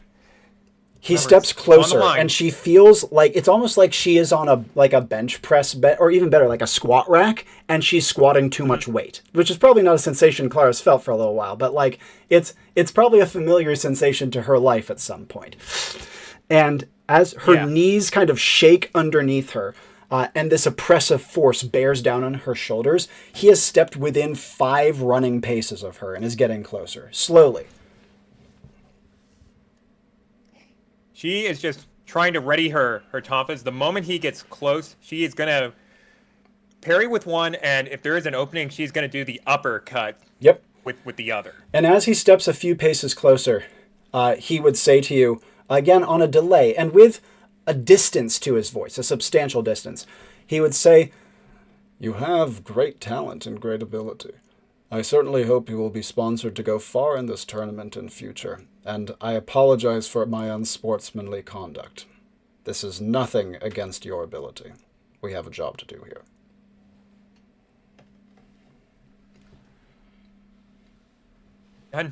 None taken.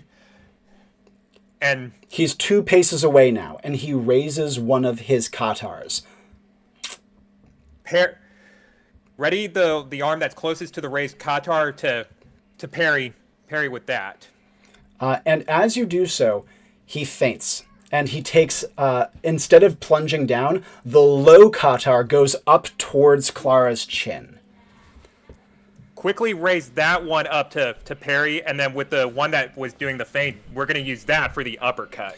And as Clara does so, the fact that her movement has been suppressed and he came out of nowhere with that blow means that while she stops it from completely taking her up the chin, it does still give a ringing glance. She goes spinning backwards to the ground. Does help she has the Spangen helmet. Precisely. I was about to say, were it not for the Spangen helmet, would have taken off her nose.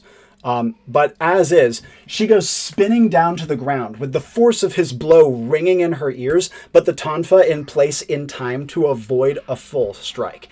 That said, she does feel, as she's kind of getting her bearings, that the weight of the snake on her arm is no longer there. Huh. Can she make out where the snake is? In the bright light, like comparably bright light, that is radiating off of Hieronymus, you can see that your snake has leapt onto his shoulder and is trying to climb up onto his crown, but he is not moving slow anymore. He takes stance immediately over Clara and goes to plunge down directly, clean shot at her with his other katar. Roll, do the dolphin roll. Or roll out of the way towards any opening, so that way she does not get carved up. And she finds something. The suppression on her movements was only for movements that are up. Now that she's low to the ground, she actually gets a little bit more space, and the roll to the sideways gets fully out of the way in time. That said, it's not like any effort to try to push herself back to her feet is met with that awful squat rack weight. That's quite a mouthful. Say that 3 times fast. What does she want to do now that she is out of the way of that blow? Well, you know what? We're gonna have to fight low, and that means we're gonna have to fight dirty. And you know what? That's perfectly all right. If she has an opening, take a tonfa, not do an uppercut strike just yet, but just start whacking at his feet, and just moving low, moving fast, just being a nuisance and a pest while the snake is trying to also do its work up high. And staying low, she strikes at his ankles. No single blow is anywhere strong enough to take his legs out from under him. He has too good of a stance, too good armor, and clearly too good stats. But she, now that she knows her mobility, slinks out of the way after given strikes as Hieronymus stomps and slams after her, though after a few moments of this, he dances backwards to try to get a new angle of attack. This means, however, that the oppressive downward force is weaker for the moment. Okay, as he is doing that, as he's getting into his new stance, we're gonna do like a low lunge, try and uppercut, and if there's like space in between his legs, since we know that's gonna still be low, we're gonna dive and roll through that. Absolutely. And as you go for the uppercut, he brings his katars together and blocks it. The uppercut force even is absorbed by the effectiveness of his block, which is not an easy thing to do with tonfa. But in the process, Clara slinks again between his legs. He has a wide fighting stance. You know what? Can I use the other tonfa to hit him in the crotch? Yeah, try to nut shot him. Yeah. As she goes up and slams, this blow hits well enough to actually take him off his feet, though he does have quite heavy armor, including, as it transpires, some form of cup. And so to that end, he is actually shunted off balance and has to take a couple of undignified steps to regain it. That said, as he does so and turns to face her again, his poise quickly recovered, Clara sees her viper plucking his badge with its mouth off of his crown. Yeah, and she gets back into her low stance and just motions away from Hieronymus with like a tonfa to the viper, like slither off, buddy, slither off. And the viper, I don't know if you know this, snakes can actually jump. And it's not something they like to do very often, but they can do it. And it kind of plunges itself off the back of his head and gives kind of like a low like slap on the mat as it lands, and then starts to slither off towards some of the mat structures. But Hieronymus pays it no attention. Instead, he looks towards you and begins to charge you at speed. The oppressive force coming in fast as he comes in fast as well. Low stance, Qatar's forward. Grapple gun to any object that's off to the side, since he's charging in a straight line. Yep. He's gonna be charging like a bull, and he's gonna wish he hadn't. Yep. You pull yourself out of the way just in time, but manage to pull yourself quite a ways away, out of the radius of the suppressive force. Finally, Clara can stand, and her shoulders are aching just from the force of his presence. Oh man, shame he's not among the living. He'd make a great training partner, she says to herself. Yep. And as she does so, Hieronymus immediately is looking for her. She can see him, obviously. He's glowing, right? However, she is in the dark. And as such, it doesn't seem like he has made her out immediately. What does she want to do? Is she trying to stay out of sight? I'm guessing she doesn't want to scrap anymore. Yeah, she's going to try and stay out of sight. Basically, start making her way up amongst the stands. Yeah. Absolutely. That's easy for her to get to. She can sprint off in a heartbeat and begin climbing the stands. As she does so, however, her ears would be directed to the sound of wind, not terribly far away, which is not something she's heard yet, and of course, given that this is an indoor stadium, would stand out. Yeah, to her right. She's kind of... Or rather, her left as she's entering the stands. That must be Elspeth. Hopefully she's got her stuff taken under control. Hopefully that means she's also got one of their badges. Gotta try and find the last one. What was his name? Devastate, something like that. Must be a robot. Gotta find a robot. And as Clara is saying this quietly to herself, jumping back over to the other two, Azimuth has appeared before you, hovering over Bryn, with his long-handled staff cradled in his arms, reaching out of sight, his beautiful robes, the same color as his brother's livery, billowing out around him, with elegant circlets adorning his brow. Unlike the others you have seen, Azimuth's face is not completely blank. Instead, you can see that his brow is furrowed and his eyes are hollow and empty. Actions you would like to take as he appears, we will begin with Elspeth. So I'm going to activate Winds of Change to try to snuff out his lights. Ooh, interesting. Paired action. And she's going to straighten a little bit, which probably makes a very audible crack in the silence. Pipe still in hand. Yeah, pipe still in hand. Maybe some images of running people running in fear around her head. Yeah.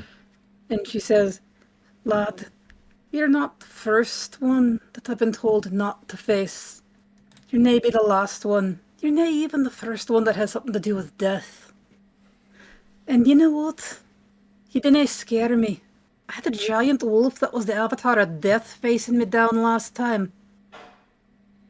And I dealt with that. So, here's the thing. You're nae gonna hurt my friends.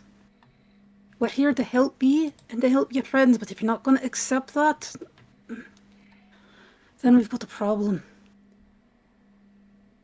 And I'm hoping that this has some effect on him, but he has no soul right now, so I don't know if I can bend his emotions."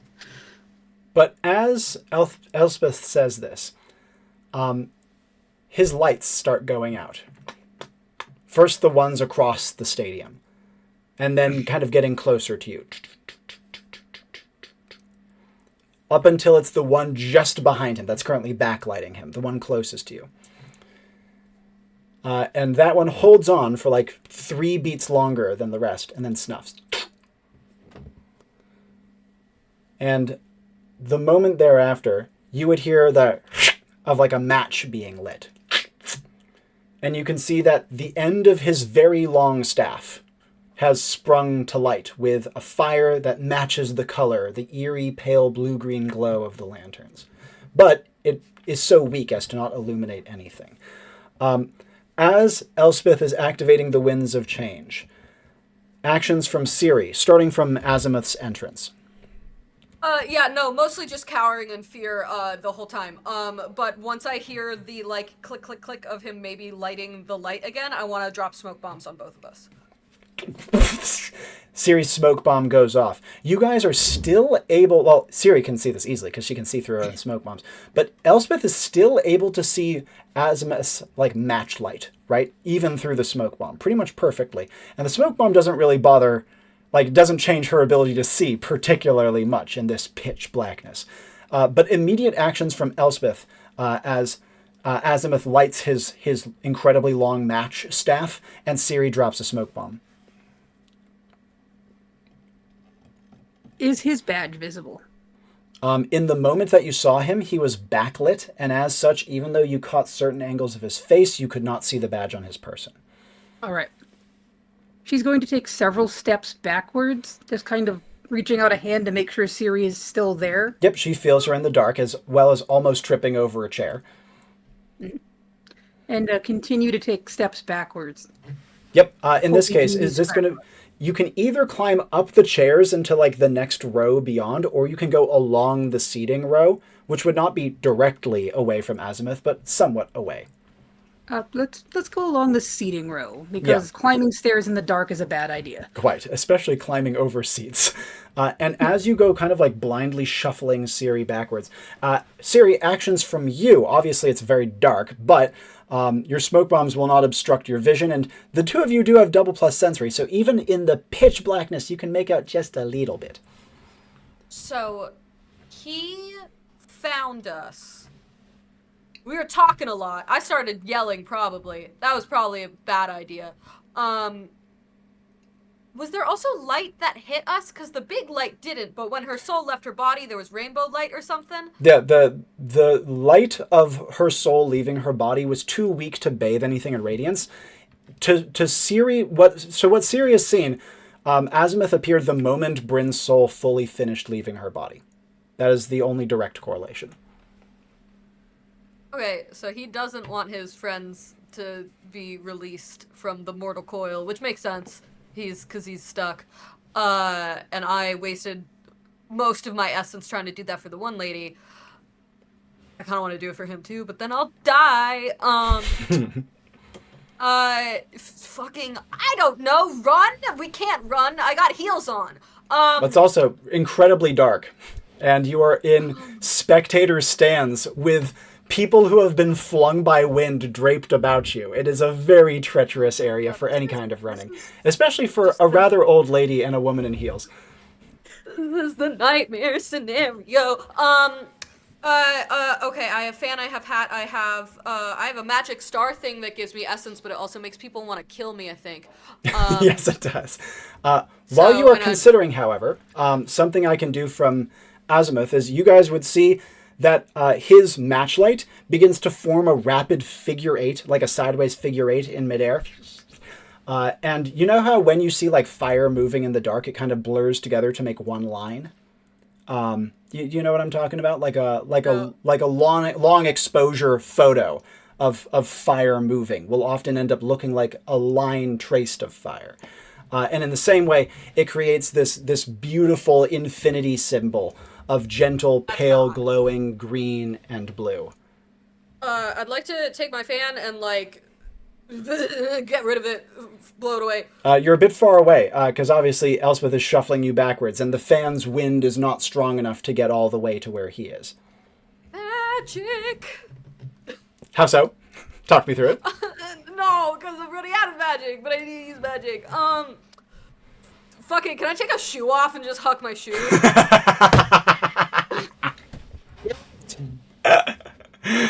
Does that work? That is peak Siri activity. Are you trying to convey an anti-magic property to this? Yeah, I screamed "fuck you" into my shoe and then I throw it. And as she, you know, that is actually very Siri. As she chucks the shoe, she can see that it actually breaks the middle of the infinity sign being formed and cause it to dissipate, forcing Azimuth to try to remake it. But he quickly abandons that effort, and instead you see that his matchlight suddenly gets much closer as he comes like swooping in over the top of your heads, repositioning himself in the direction that Elspeth was trying to shuffle you towards. It's clear that he can't see you precisely. The lamp. What the fuck? Sorry, comments. Sorry, can you say that again? No, he swoops over your heads to the place where Elspeth was pushing you towards. It's clear that he's having trouble seeing you guys, even though he can see perfectly in the dark. You put down smoke bombs. But he definitely is cutting off the easy route of escape. Elizabeth, you got anything? Follow-ups from Elspeth, especially now that your point of escape has been cut off. She whispers to Siri, "Can I get big again yet? I need a little bit of a rest." Okay, we're just, are you angry that I let her soul go? And as you say it aloud, you would feel, how to describe this? It's almost like, as you are speaking aloud to Azimuth, it's almost like, magically speaking, Fan he takes you in by face. the tongue. Fan in front of my face. And the fan cuts it, but it's like he caught you as soon as you addressed him. I flip him off. That doesn't Catch seem my to do finger. anything.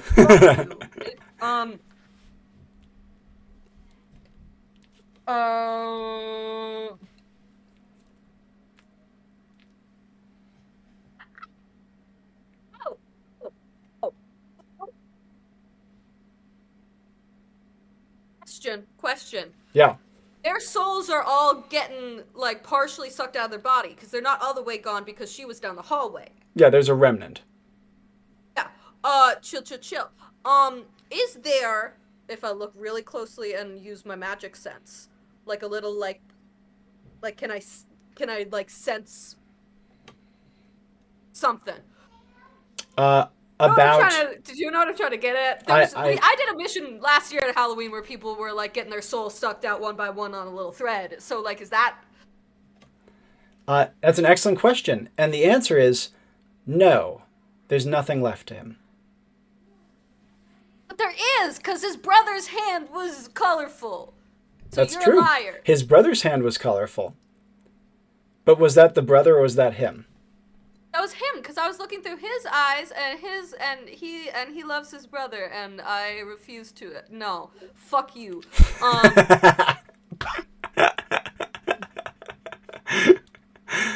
I'll give you a moment to think. And if you do think that there is something left in him, you'll have to try to find a better way to see it. Because given that not only can you not see him, you can only see the little flickering light that he has conjured. But even when you did see him for a moment, you only caught a backlit silhouette that only barely caught features of his face. And empathy likes seeing faces. Even though, of course, you're trying to see more than just empathy. You're trying to see more than just feelings. Elspeth, actions you would like to take? She's going to use her hat again. Yep. And since she's heard Bryn speaking a bit now, she can replicate Bryn's voice. Yeah. Gruff, and modern, not particularly polite.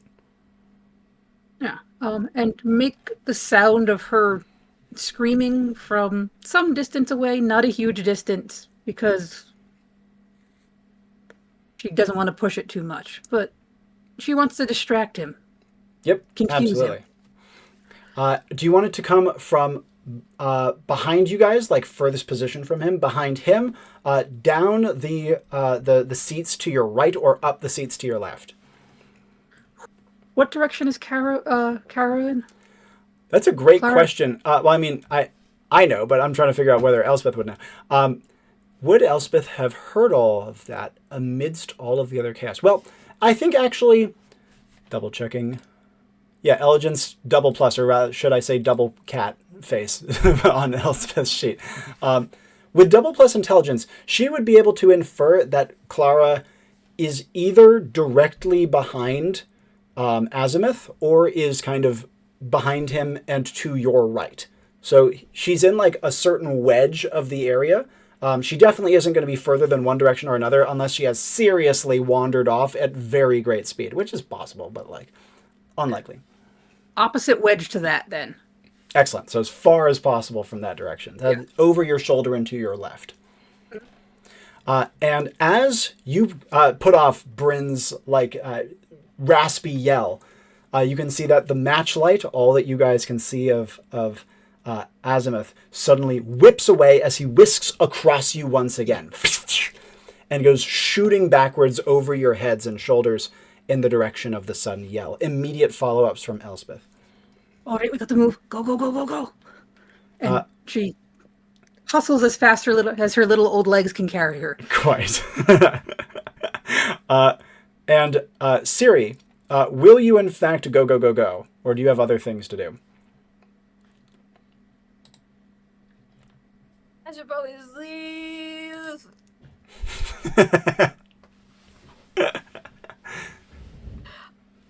It's gonna be hard to run. I take off my other shoe. I'm holding my other shoe. Yeah. And we'll run barefoot. Like a knife. And I'll try not to step on rocks. Yeah. And it turns out that the problem is not nearly stepping on rocks. Quick stat check over here. Oh, yeah. My stats are bad for, like being a human. Quite. I was going to say, as Elspeth is hurrying her along, Siri would be the first to take a pratfall, tripping over a soulless person on the ground. Yeah. That's not surprising. And not only this, but again, this is stadium seating. And because of this, not only would she would fall hard on a concrete step and slip partially towards the next step. Frickin' bend my center of balance so I don't slip that bad? Yeah, one of your legs goes down behind the crack of the seating row below, but you managed to like haul yourself back up in time. That said, you did break the heel off of your other shoe in the process. Oh, that's sad. It's not one of my Enclave items. I don't think they'll get me a new one. Elspeth, that said, given that Siri was a little rushed, and you do at least have the one blessed plus to skill to help you a little bit with this. So even if you're a little wobbly, you are not necessarily going to be completely eating shit and falling. As you are the first to reach the end of the seating row, with Siri a little ways behind you, currently assessing the damage on her shoe. So, not that it's going to help us too much, but she's going to take off her cloak, drape it next to the seat, and just kind of push the seat next to her up to make a little hatch and a little place for them to hide and catch their breath. Oh, that's awesome. I love that idea. Or would you like try to pull Siri into it, given it's not in the direction you were initially hustling her? Yeah. And in so doing, you find yourself in a little, not quite a bunker, right? But almost like a techie observation deck, where the staff of the stadium could watch out from under the stairs and see what's happening on the main field. It's small. It's cozy to a degree. It smells a bit of cigarette smoke and cheap snacks. Are there other specific things that Elspeth would be trying to get in here?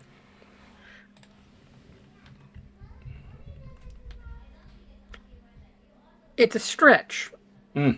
But something that can possibly restore Siri's essence. Not fully, but enough to just like some kind of drink that she can have. Like a really nice cup of tea. A cup of tea is the best way to solve any problems. Because, she's Scottish. It's very dark in here. And as she's rummaging around blindly, her hand would find something. And though a cup of tea is, of course, near and dear to the Scottish heart, something far more near and dear in the modern context is iron brew. And this is clearly a can of soft drink. She has no idea what that is. But she says, "Here, I think you should drink this." What? Why? What? Don't ask questions, just drink it. I severely want to ask questions, and then she'll drink it. You are punched in the throat by sugar and hyper-caffeinated, wildly over-processed energy drink. I think this was maybe the worst thing you could have given me. It tastes grape-flavored if the grape was perverted beyond all human recognition. Great. Restoring essence is a good idea, though. I'm gonna take out my magic flower here, which is my item that I haven't used yet. Star Crystal? Yeah. And then hopefully get some essence back. What would it look like for Siri to absorb the power of this? Yeah, no, I haven't used this before. My future husband gave me a flower, and I was like, ooh, this is nice. I'll take it on a mission with me, and now I'm gonna eat it. Totally, talk me through it. Typically, star crystals aren't Can I eat eaten. it? They're not typically. You could. I mean, flowers are often edible, but this typically takes a little bit of time. So it wouldn't be just like a... It would have to be something a little more gradual. Okay. I guess she'll just like mess around with the petals and stuff and kind of like do like maybe like a mindfulness exercise or something, like going through each one. And as she's doing so, Elspeth's eyes would be inexorably drawn to the beautiful flower in Siri's hand.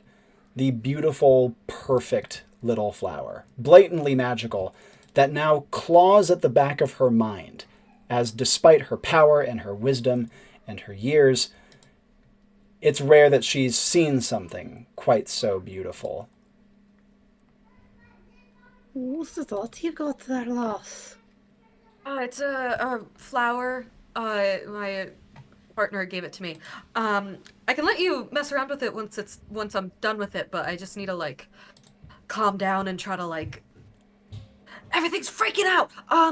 Do you know where that other person might be? The third person? Because I think Clara's dealing with one of them, right? It would be slightly hard for Elspeth to process the second part of that statement, but she would probably get there in a moment. The third one was... She thinks for a minute. It's hard to get her mind off the flower. Can I just touch it? Can she, or is that gonna fuck with it? Siri has no idea. Yeah, sure. And I don't know how this works. welcomingly, Siri offers out the flower. And as Elspeth touches it, she feels... It's so impossible to say. It's like she has read a poem that changed her life. You know, it's this elation of the soul. As she absorbs all of the essence from it instantaneously, leaving Siri with none. I love that. That's so fucking good. The flower dims immediately, and you guys are left in utter darkness. What do you think that was supposed to happen? I'm sorry, lass. Before we it's go, okay. I'm sure I can get another one. before we go further, however, Clara, Yeah. up into the stadium. It is dark, and more than that, as she makes her way up into the stadium, the lights go out, ring by ring. You see only one is left alit for just a second or two further, and then it goes out as well. All right. Well, I guess we play in the dark, because when you play Pummel Ball, you play in any condition: rain, snow, blackout, earthquake. She calmly muttered to herself. Now then, okay. Hopefully they got either Bryn or Devastate. I think I got Haroni's taken care of. So I gotta find the other. Well, I don't hear any humans. So they probably got the. So I probably need to find the robot. And then she starts thinking, because she is from like a postmodern world, but obviously much more clean. Like it's. You know, like the Arcos from SimCity 2000, where everything's like clean and proper. That's kind of her world. So, but that also means there's like robots. So she's probably trying to think like there's probably like buzzing, like they make like a buzzing or a clanking sound. That is what she's trying to gather her attention towards. Certainly. As she is trying to like collect her thoughts, however, she would recall something. The Enclave did give you guys pictures of all of the people. And Devastate, as she is like trying to pull her mind back together, she remembers is not a robot. Devastate is a punk singer. She is small, she is scrawny, she is covered in piercing, she has a very heroin chic sort of look. Covered in tattoos with the like nastiest of tank tops on at pretty much all times, and wildly chopped and colored hair. Oh, wait, she's not a robot. She looks like one of those punks. Yeah, very vibrant. Just gotta find someone vibrant. Oh, but damn, the lights. Oh well. Like I said, gotta play in the dark. So here's what it is. She says as she takes like 3 seconds to momentarily focus herself, and then she thinks of something. She has never consumed one of her energy drinks at 5 vigor before. Yes. This is gonna give her a real substantial speed boost. Like if she was already going fast before, we're going ludicrous speed if she chugs one. So, Is she gonna? you know what? We have not done this before, so we are doing it. And as she takes down the drink and feels her nerves crackle to life and her muscles twanging with anticipation, what's she gonna do?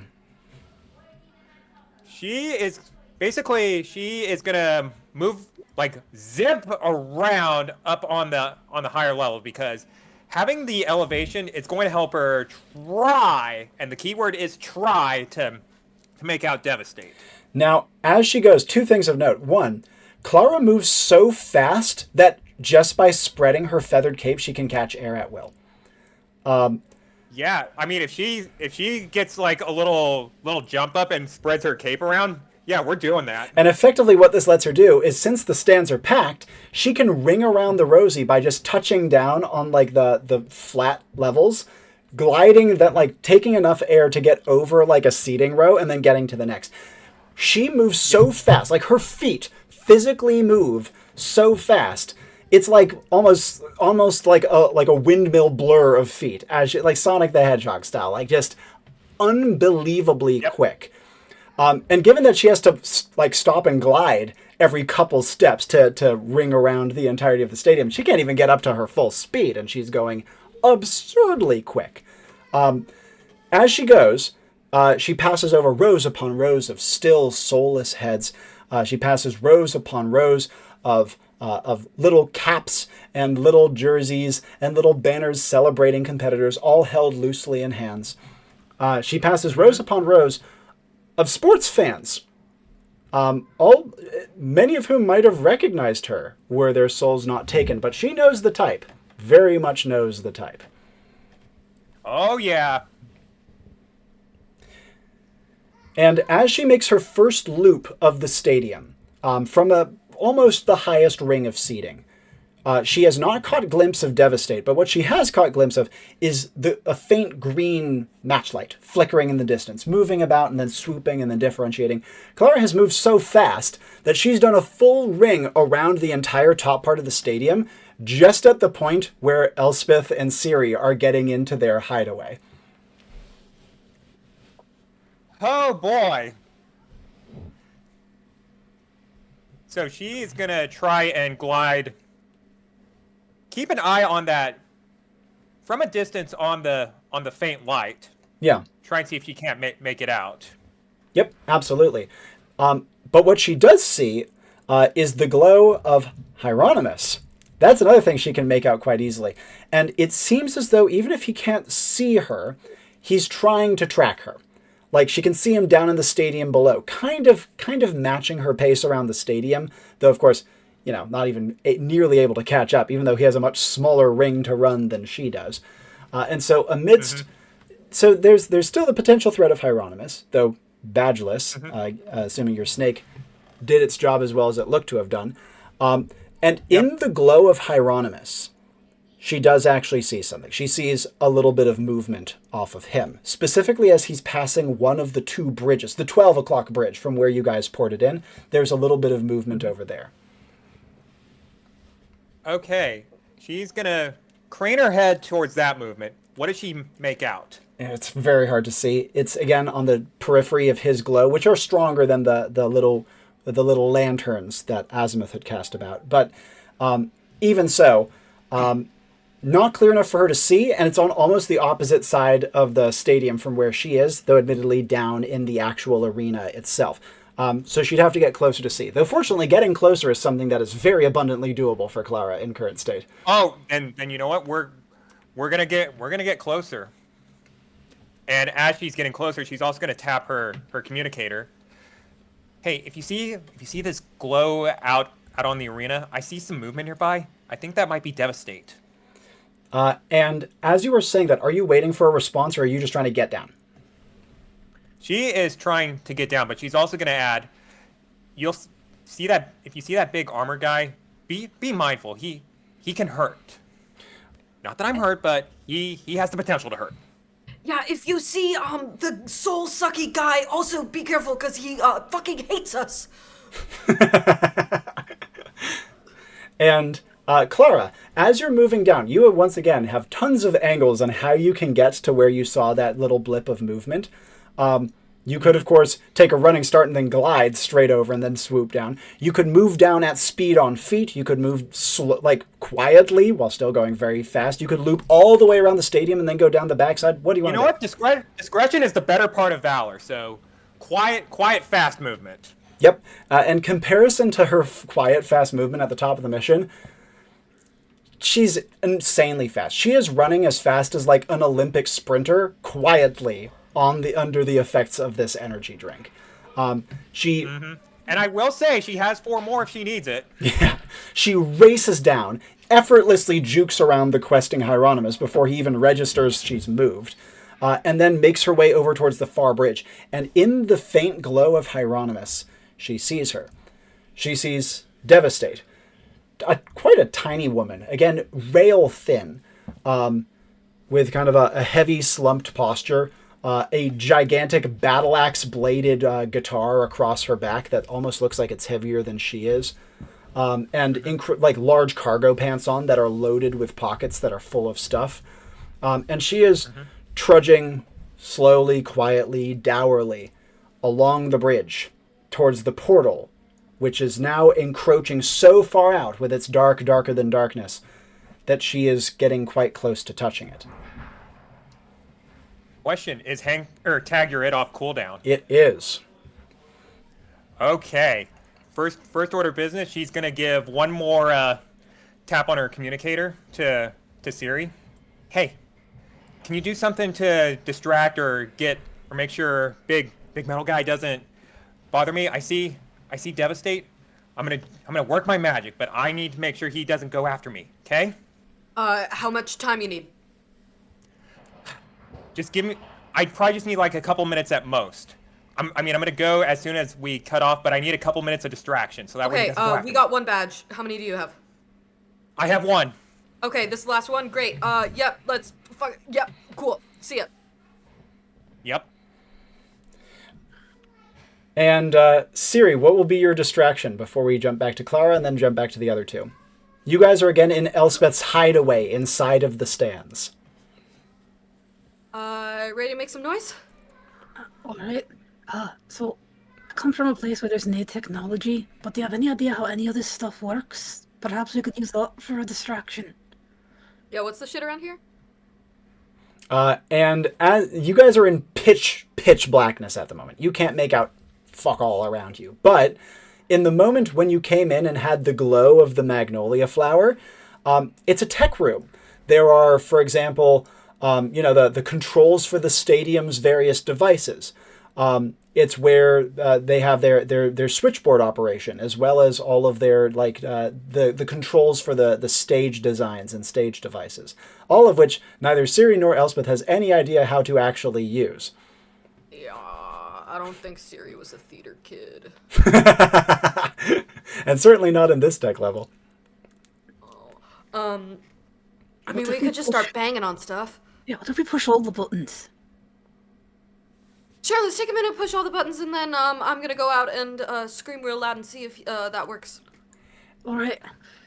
And So- pushing all the buttons. And this is one of those times that Siri's double plus to luck is very, very nice to have. Oh, I forgot I had that. Nice. Yeah. Not only does the two of your frantic scrabbling along the buttons turn on some of the stage lights outside, but only random ones, like bathing various parts, including in different colors and like strobe effects and stuff like that. But on top of that, you guys accidentally hit the button that plays the theme song on all speakers. Let's go! Is it like the Enclave? Is it the Enclave? Is it the Enclave friendly version of the old school American Gladiators? Because if so, yes. It wouldn't be terribly far off, yes. Yes.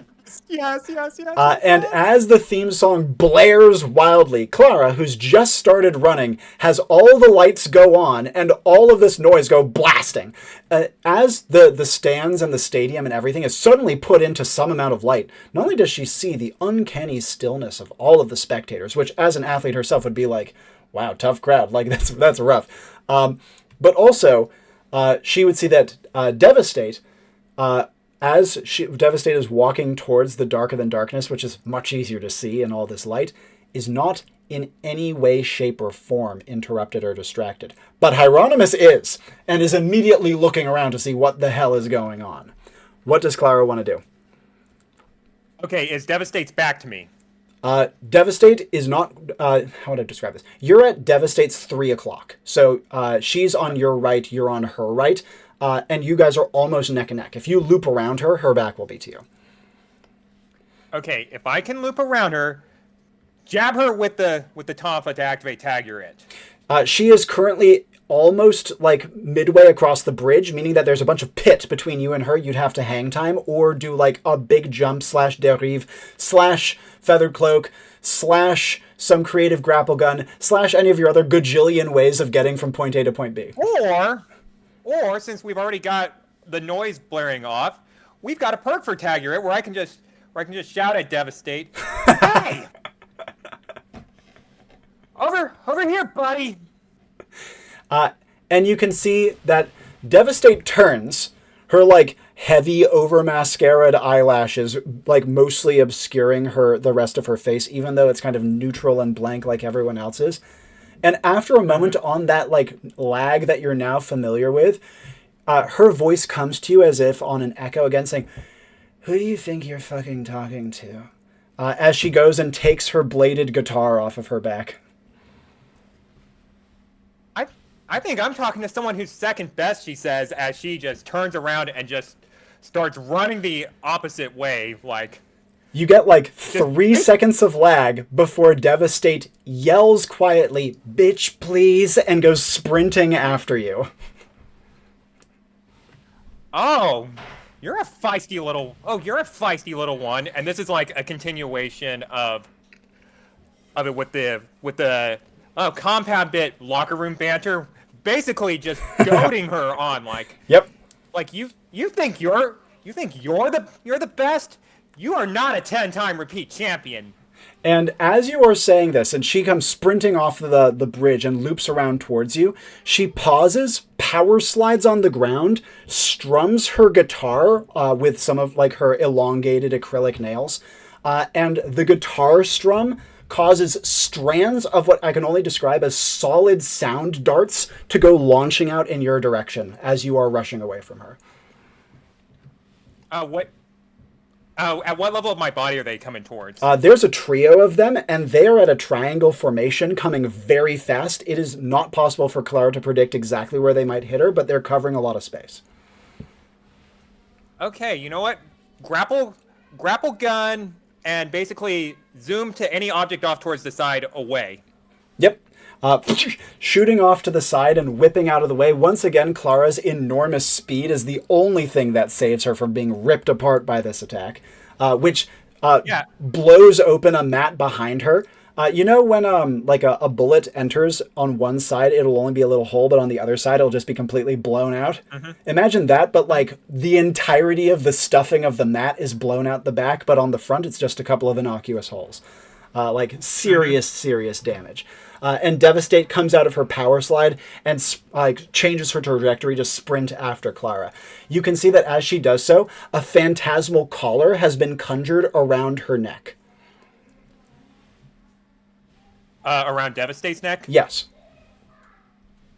Yeah, she takes a look and she is still moving, but she's turning around and she hits her communicator.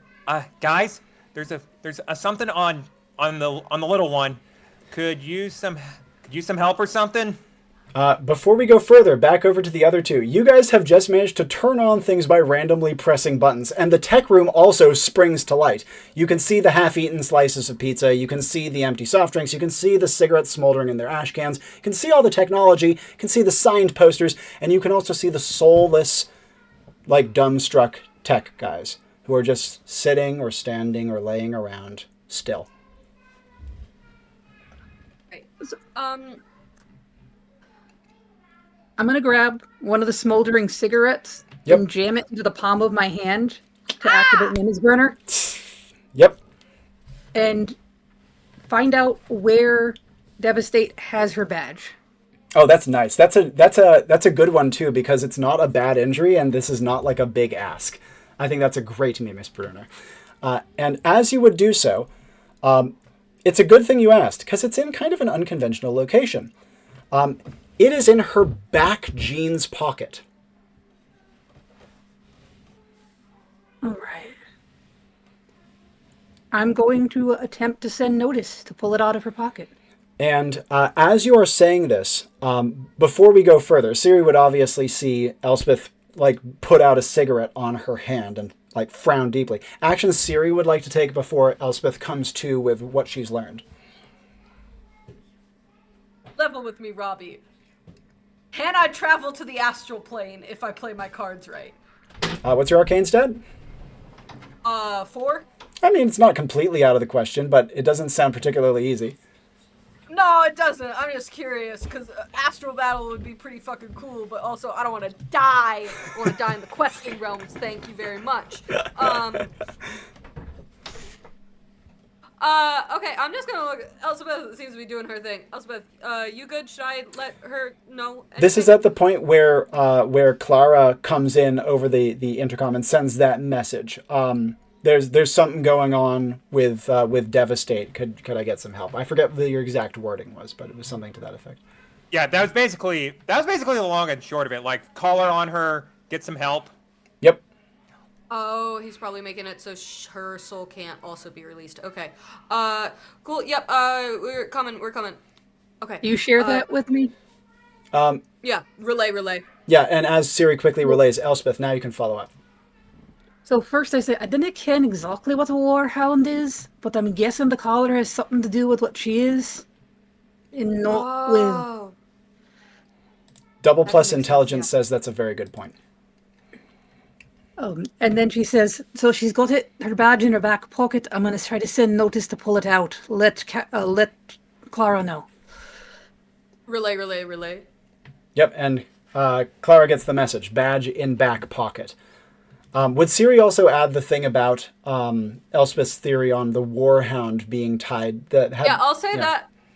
Yeah, I'll say that part, and then also say that Elspeth is gonna try to use some sort of magic to get her to pull it out and to try to like dive tackle her or something. Now, as Siri is conveying this, immediate follow-ups from Siri and Elspeth before I jump back to Clara. There's a reason I say this as well, which is that in the light, which now bathes the arena, you guys can see Azimuth. And more notably, he can see you. You can see that he is looking at you clean through the like hidden tech window. And all of the smoke bomb has at this point disappeared. And even though you guys are in a very subtle position, this is not a place that fans are meant to be able to see. It might even have one-way glass. It doesn't seem to matter. He is looking straight at you with his empty eyes with their little green fires burning in the pits of them. Yep. Double plus to luck. Can I throw the other half of my shoe that's not broken at the switches and see if it turns the lights off? Hell yeah. And the lights nearest you in the arena go off. Great, go! And Elspeth, are you going to try to hurry out of the tech room? Yes, and send notice to try to grab the badge. And as you are rushing out, what is the action you're going to take as soon as you're back into the stands? Make sure Siri's behind me before I pull my cloak off and put it back on me. Yep. And would Siri be hurrying out along with her? Yeah, no shit! Nice. As you guys do so, you would feel something creeping and cloying, kind of almost at the, like, prickling the hairs on the back of your neck, that emanates from the room you were just inside. Fan back there just in case it's magic. And as you do so and get out of the tech room, Elspeth whips her cloak back about her. Immediate follow-ups from Elspeth. I'm going to start muttering under my breath about wannabe gods and stupid soul-sucking bastards. Yeah, quite. To activate my perk on Great and Terrible again, but this is the witches these days where I don't That's a great get big, name. where I don't get big and just have a small amount of energy around me to shield me from whatever this guy might do. Yeah, so it's like I'm gonna a do the lower wind. version of Great and Terrible. Yeah. Decent and annoyed. Like this. Yes, exactly. Decent and annoyed. Awesome. Is this going to be wind again? Yeah, wind again, because we do not want light or burning or anything that's going to attract his attention more than we already have. Quite. And given that Great and Terrible specializes at protecting against magic, that's exactly the sort of defenses you need. As Elspeth is doing so, follow-up actions from Siri. There are still some lights on through the arena, so you don't have terrible vision, but the area that you guys are in is in pure darkness. Okay, so I'm looking out. Am I able to see, because Clara originally said protect from metal guy. Can I see a metal guy running around? Oh, yes, you can. And you can see him thundering across the arena in the direction of Clara, who is also reasonably identifiable in fast order, given that she's one of the only things that's moving. You can see Hieronymus and Devastate kind of trying to flank her from two different directions. Devastate occasionally pausing to unleash more of those sound darts from her electric guitar, which, like, blares out across the stadium. Though it's only barely audible over the incredibly loud theme song that is still playing. Great, okay. I don't know if soul people will fall for illusions, but I'd like to make a giant thing for the metal guy. Tell me, what is the giant thing? It's a cow, big old cow. It's got a witch hat too. Love that cow. It's angry.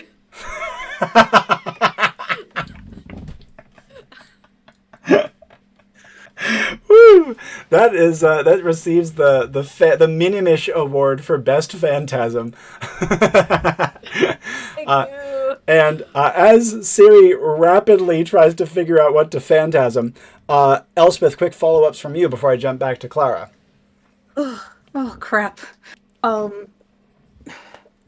you know? Can I activate my second perk with Under My Protection just to push some of the winds around Siri? What's going to be your paired action? action for that? Because I know that it requires like a protective action to initiate that. Yeah, so I'm just going to put an arm back to her and just kind of pull her closer to me. Yep, absolutely. And as Siri is rapidly trying to produce this phantasm, I'm guessing she doesn't resist. What the fuck is a cow tail? What does a cow tail look like? A cow's tail? I'm asking in character Elspeth what a cow tail looks like. Oh, I'm it's- panicking. I'm just gonna put a sword on its butt. That's fine. Cows where I come from are very hairy. Okay, great. It's a Highland cow now.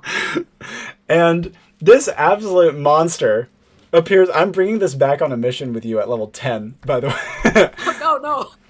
This absolute monster appears in front of Hieronymus and kind of like threateningly lowers its witch-hatted head with its tail sword swishing behind it. And Hieronymus kind of like comes to like a contemplative pause, holding his katars at his side. And you can see that He brings them together. They gleam brilliantly. And you can see that he lowers himself into a dramatic stance before he lunges up towards the phantasm. Great. I just want to be very clear. This is a non-solid phantasm, so he can hit it as much as he wants. It's not gonna pop. It's just gonna stay there. It's an immortal cow. Quite.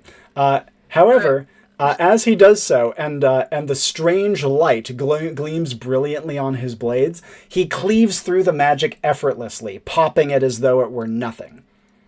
Okay, well, you suck. But he does also completely go off path from Clara. You suck less? What do you want? Neither. And jumping over to Clara, now, where are you trying to pull Devastate towards? Are you going up into the stands, across the arena? What? Basically, in the arena, but like away from the portal, obviously. Naturally, yes. And also, since you can obviously hear Big Heronius's stomps, away from him as well. Yeah, quite. And as she starts being hurried closer and closer to the stands, with the occasional sound darts blaring overhead and slamming into some of the surrounding mats, she is finally at the point where she's like right pushed up against the stands, and Devastate is hot on her heels. Devastate has been stopping with the sound attacks and is now spinning her great battle axe over her head. As she comes closer, her face is again completely blank, and the collar around her neck has become more elaborate, spiked, sparking with electricity, and it seems to be energizing her. Okay. Any mats nearby? Oh yeah, you have a couple of mat structures as well as many of the like layered smaller ones on the ground. You know what? I think it's time for a little Debrief. I haven't used that in a hot second. Like, as she's getting closer, she's gonna juke and make her way over to like one of the mats. It could be a damaged mat that has like a little bit of like a tiny bit of it like jutting out to be like a little pole or something. And she's gonna run up, do like, I'm not sure if you've ever played Tumba, but like there's like those horizontal poles that you can like swing and I can imagine do like like a circular swing, hop up and basically use that to like get some momentum that'll help her get up to like a higher level on one of the other mats. Yep. So that way she can get away from her, because she does not know what Devastate is going to do, but it probably does not sound good. Quite. And as she gets off of that first pole and gets up onto a higher mat structure, the pole she was just on goes crumbling down as Devastate cuts it down like a tree in a single stroke. You can see that the electricity sparking from her collar rushes up the pole and only barely does not arc to Clara, as immediately as Clara leaps to this next structure, Devastate goes plunging after her, ready to bring that one down as well. What will Clara do? Okay. Grapple gun to another mat that's away. Yep. She fizzes away as the next mat structure goes crumbling down behind her. Devastate is once again leaping and like following her. Clara also realized she's starting to come off her energy drink and is feeling a crash imminent. You know what? It's probably a good thing nobody took them, because it's time to quickly chug another one. And as energy sizzles back through her body, she can see that Devastate is also getting amped up and gradually powered by the collar over time. She plows into the structure that Clara is on, and this time Clara isn't able to jump in time. She starts to tumble backwards off of it. I mean, she can effortlessly catch herself in midair and land somewhere neatly, but what would she like to do? Okay. This is a little bit crazy, but we are gonna grapple gun to like the wall of the arena, just a bit of a ways away from Devastate, because we want to it's time to get some hang time in. And as you fire off the grapple gun, and you pull yourself up and away into this towards the stand area, you now have a little bit of height on her. Also, as you are pulling away, you have a plus to sensory, I believe. Yeah, you do. Yep. You would catch, now that you've heard Elspeth mentioning it, the outline of Devastate's badge in the tight, like impractical pockets on the back of her shorts. Yeah. And with some height, as Devastate turns around, her tiny frame whirling furiously, destroying everything in her path. What would you like to do? Okay. Because we got some height and we got some distance. So she's gonna call out to her, and this is the activation for hang time. Your music sucks. What? Let me put on a good show for you. She remarks as she just starts running, and basically the same, like when she gets her springing jump, it's going to be like the same deal with how she did her hang time on Heronius, which is going to be jumping up over her, and as her arcing is going down, she's going to spin around, and when she lands, she can face her, so that way she can do the knockback effect, so that way it's solely directed on her. And what direction does she want to send her? Does she want to send her into a wall, just like up into the stands? Where? We're sending her into a wall, because that is really going to hurt. And as Clara launches up and starts to plummet down, Devastate's like deadly sound barbs go whistling past her, only barely sent off course from the protective shield that hang time provides you in midair. But before we go further, Elspeth and Siri, jumping over to you two, with Elspeth's reduce casted great and terrible keeping the creeping magic at bay, at least for the moment. You guys can see Clara in the distance pulling Devastate away towards the edge of the arena, and you start to see that the sequence I just described taking place. Hieronymus has been completely pulled off track by his attack against the giant phantasm. Follow-ups from Elspeth and Siri. Do you have any plans? Turn around. Where's the bad guy? Where's the soul man? And you see him like materializing up out of the ground, just like 2 seating rows in front of you, as though he were passing out of a waterfall that was solid ground. You can see that in the better light, even though it's still quite dark on this side of the arena, you get a much better look at his appearance and the things at his side. You can see the strange charms that he keeps in a belt. You can see the sickle that hangs loosely from his sash.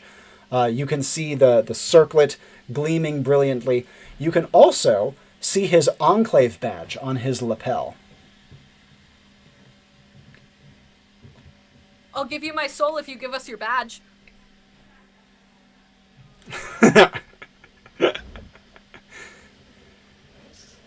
And Let's hang out as soon as he hands it over. And as Siri says this, she immediately feels like her tongue was caught again. Severs it. And you can see the kind of the gentle light, the eerie light that he exudes gleaming from the end of his incredibly long staff. It almost like a slime mold advances through the darkness around you. And it meets Elspeth's wind, almost like, again, the slime mold found a ring of salt. You can see that the how to describe it, the nullified version of Azimuth considers for a moment, takes the badge, and pulls it from his lapel. Can I redirect Notice to grab his badge?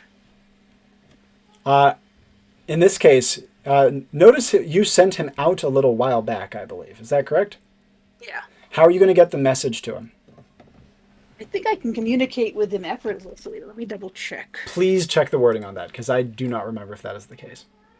Maybe recall that will telepathically. Recall that will telepathically. Okay, in that case, for redirecting his intentions without having him come all the way back to you, Can you give me a little bit of extra energy work for that?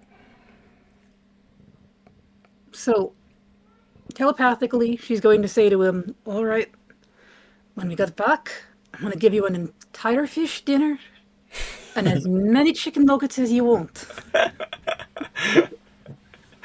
What cat could say no? And she doesn't hear an affirmative, like, purr or anything, but she knows the message is received. And even though she can't quite make out where he is amidst all this darkness, cats are quite good at seeing in the dark. And Siri, as Azimuth pulls off his badge, what will you do? I was really hoping that he would debate this for longer. I'm gonna be honest. I was banking on him taking a minute and then Clara grabbing the other badge.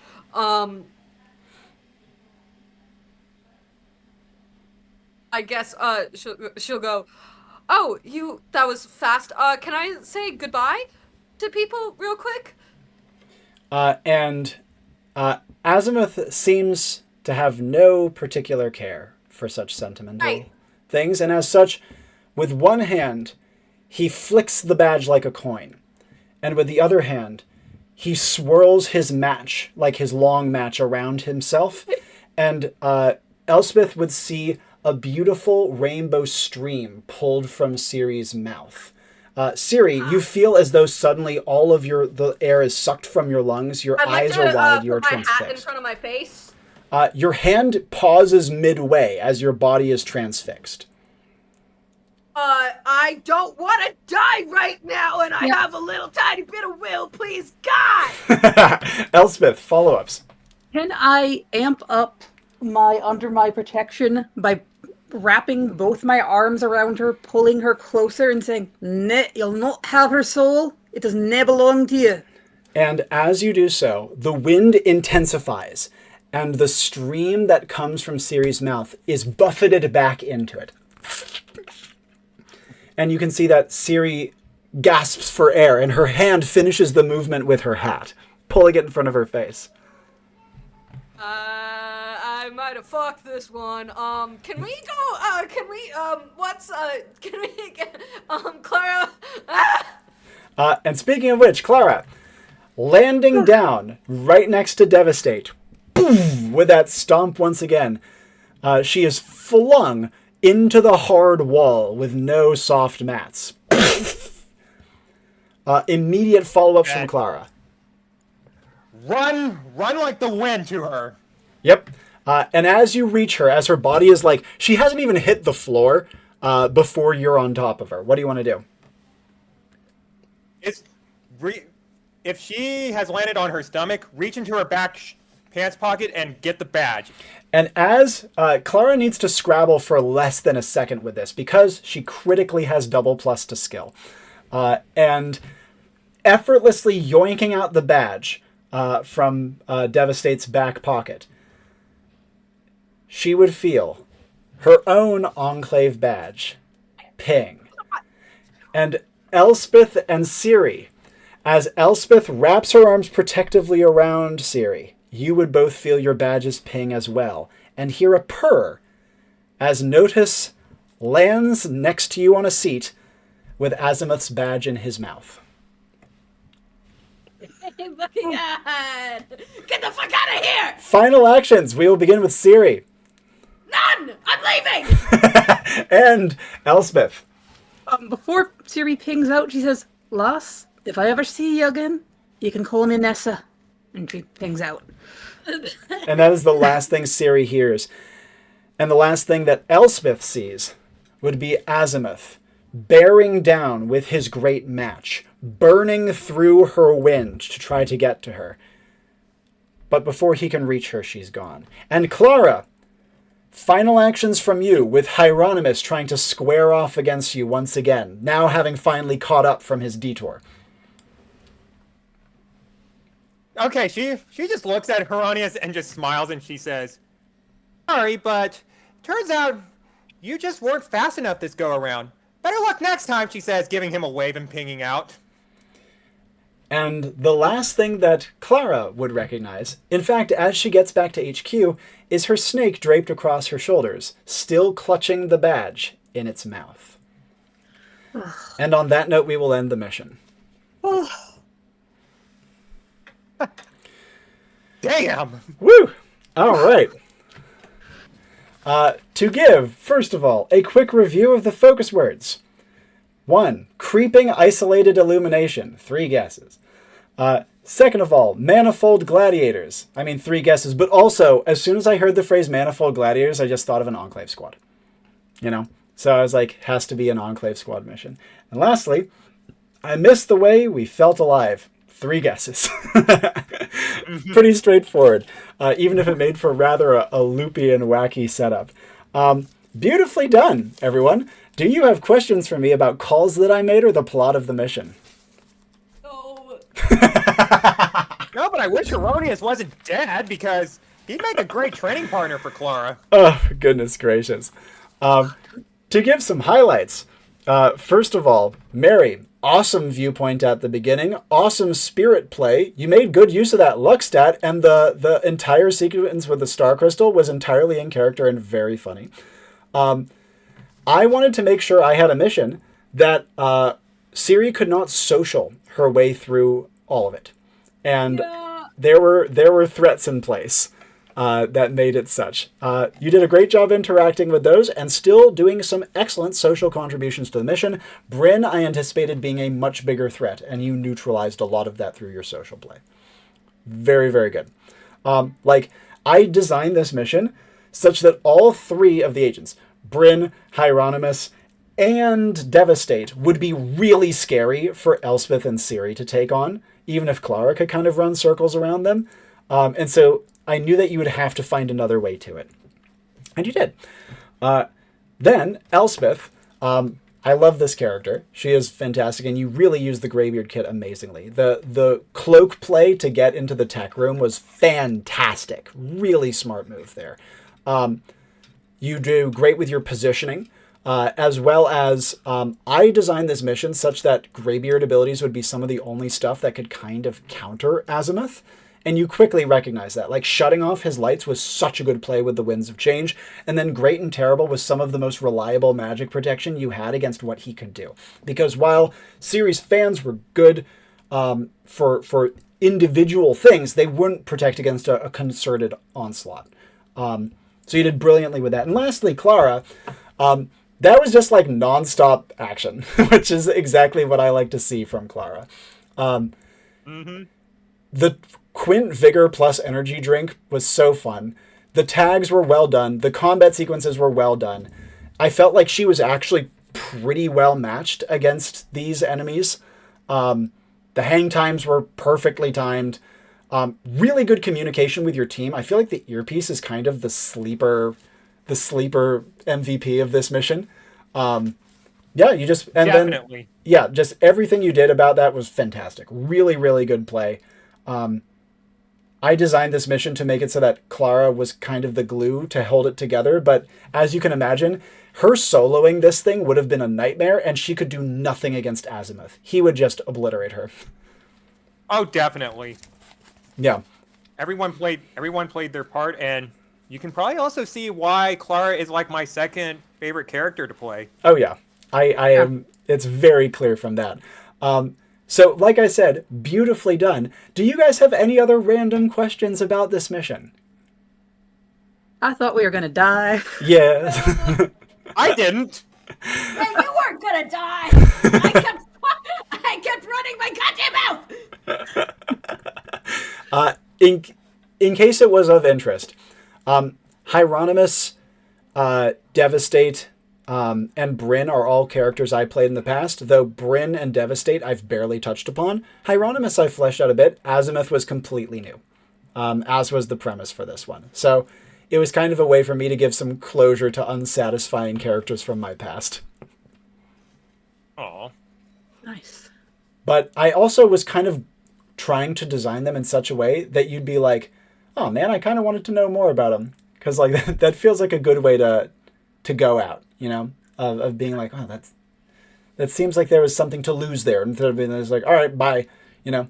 And that's how I felt about these characters. I liked a chance to give them a little more time to be recognized before they dipped.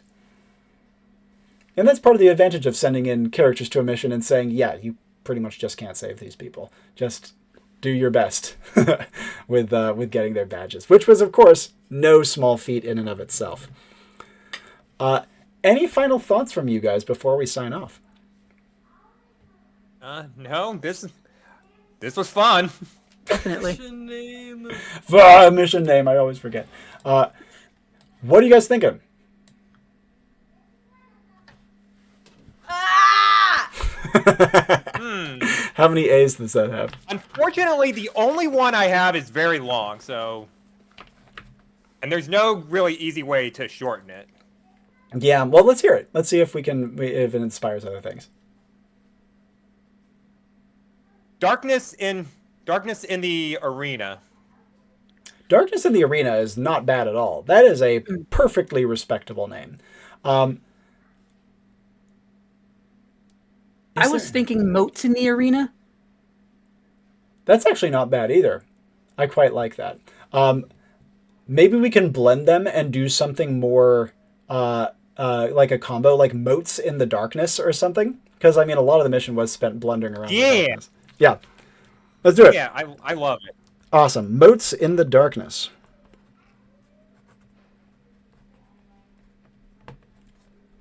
So, like, how close did we get to dying, though? Closest by far was Siri. Yeah. The soul stealing manifested by draining your essence. And if it brought you to low red, that would be when your soul left. Oh. And so when you were suddenly in yellow essence, that wasn't because you blew a bunch on a silly move. It was because you actually lost some of your soul when you were trying to pull back Bryn. Did the Enclave give me my soul back? Yeah. This is something Okay, that cool. over time recovering essence will in some ways do, right? It's something that the Enclave would need to treat and help you with, but they can do it. Like on this mission, the only reason that they had like a vestige left over was specifically because Azimuth was trying to save them. And to answer your question of whether there was anything left in Azimuth, yes, there was. It just wasn't something that you could get a glimmer of without some serious investigation. Yeah. Because you're right, he was seeing the people he cared about in a little bit of color. So yeah, your instincts were right on point, but just it took more to get to the bottom of it. Final thoughts? Excellent. Nope. For such a complicated premise, this one ended up being rather clean, and I'm somewhat pleased with that. In that case, in the same order we signed on of Tim, Jennine, and Mary May, please give us your sign-offs, and we'll wrap this sucker up. All right, this is Tim. If you want to see more Clara action, check out Super Renaissance Card and back the Kickstarter. Woo! Woo-woo! This is Jennine signing off. I hope I get to do this again because this was awesome. And yeah, Kickstarter, do it. Much obliged. It's great to finally have you on one. And lastly... My name's Mary May. Do the Kickstarter. I'm gonna go bed. Good night. And as always, Night. my name is Robbie Howell. Thank you so much for watching, and ciao for now.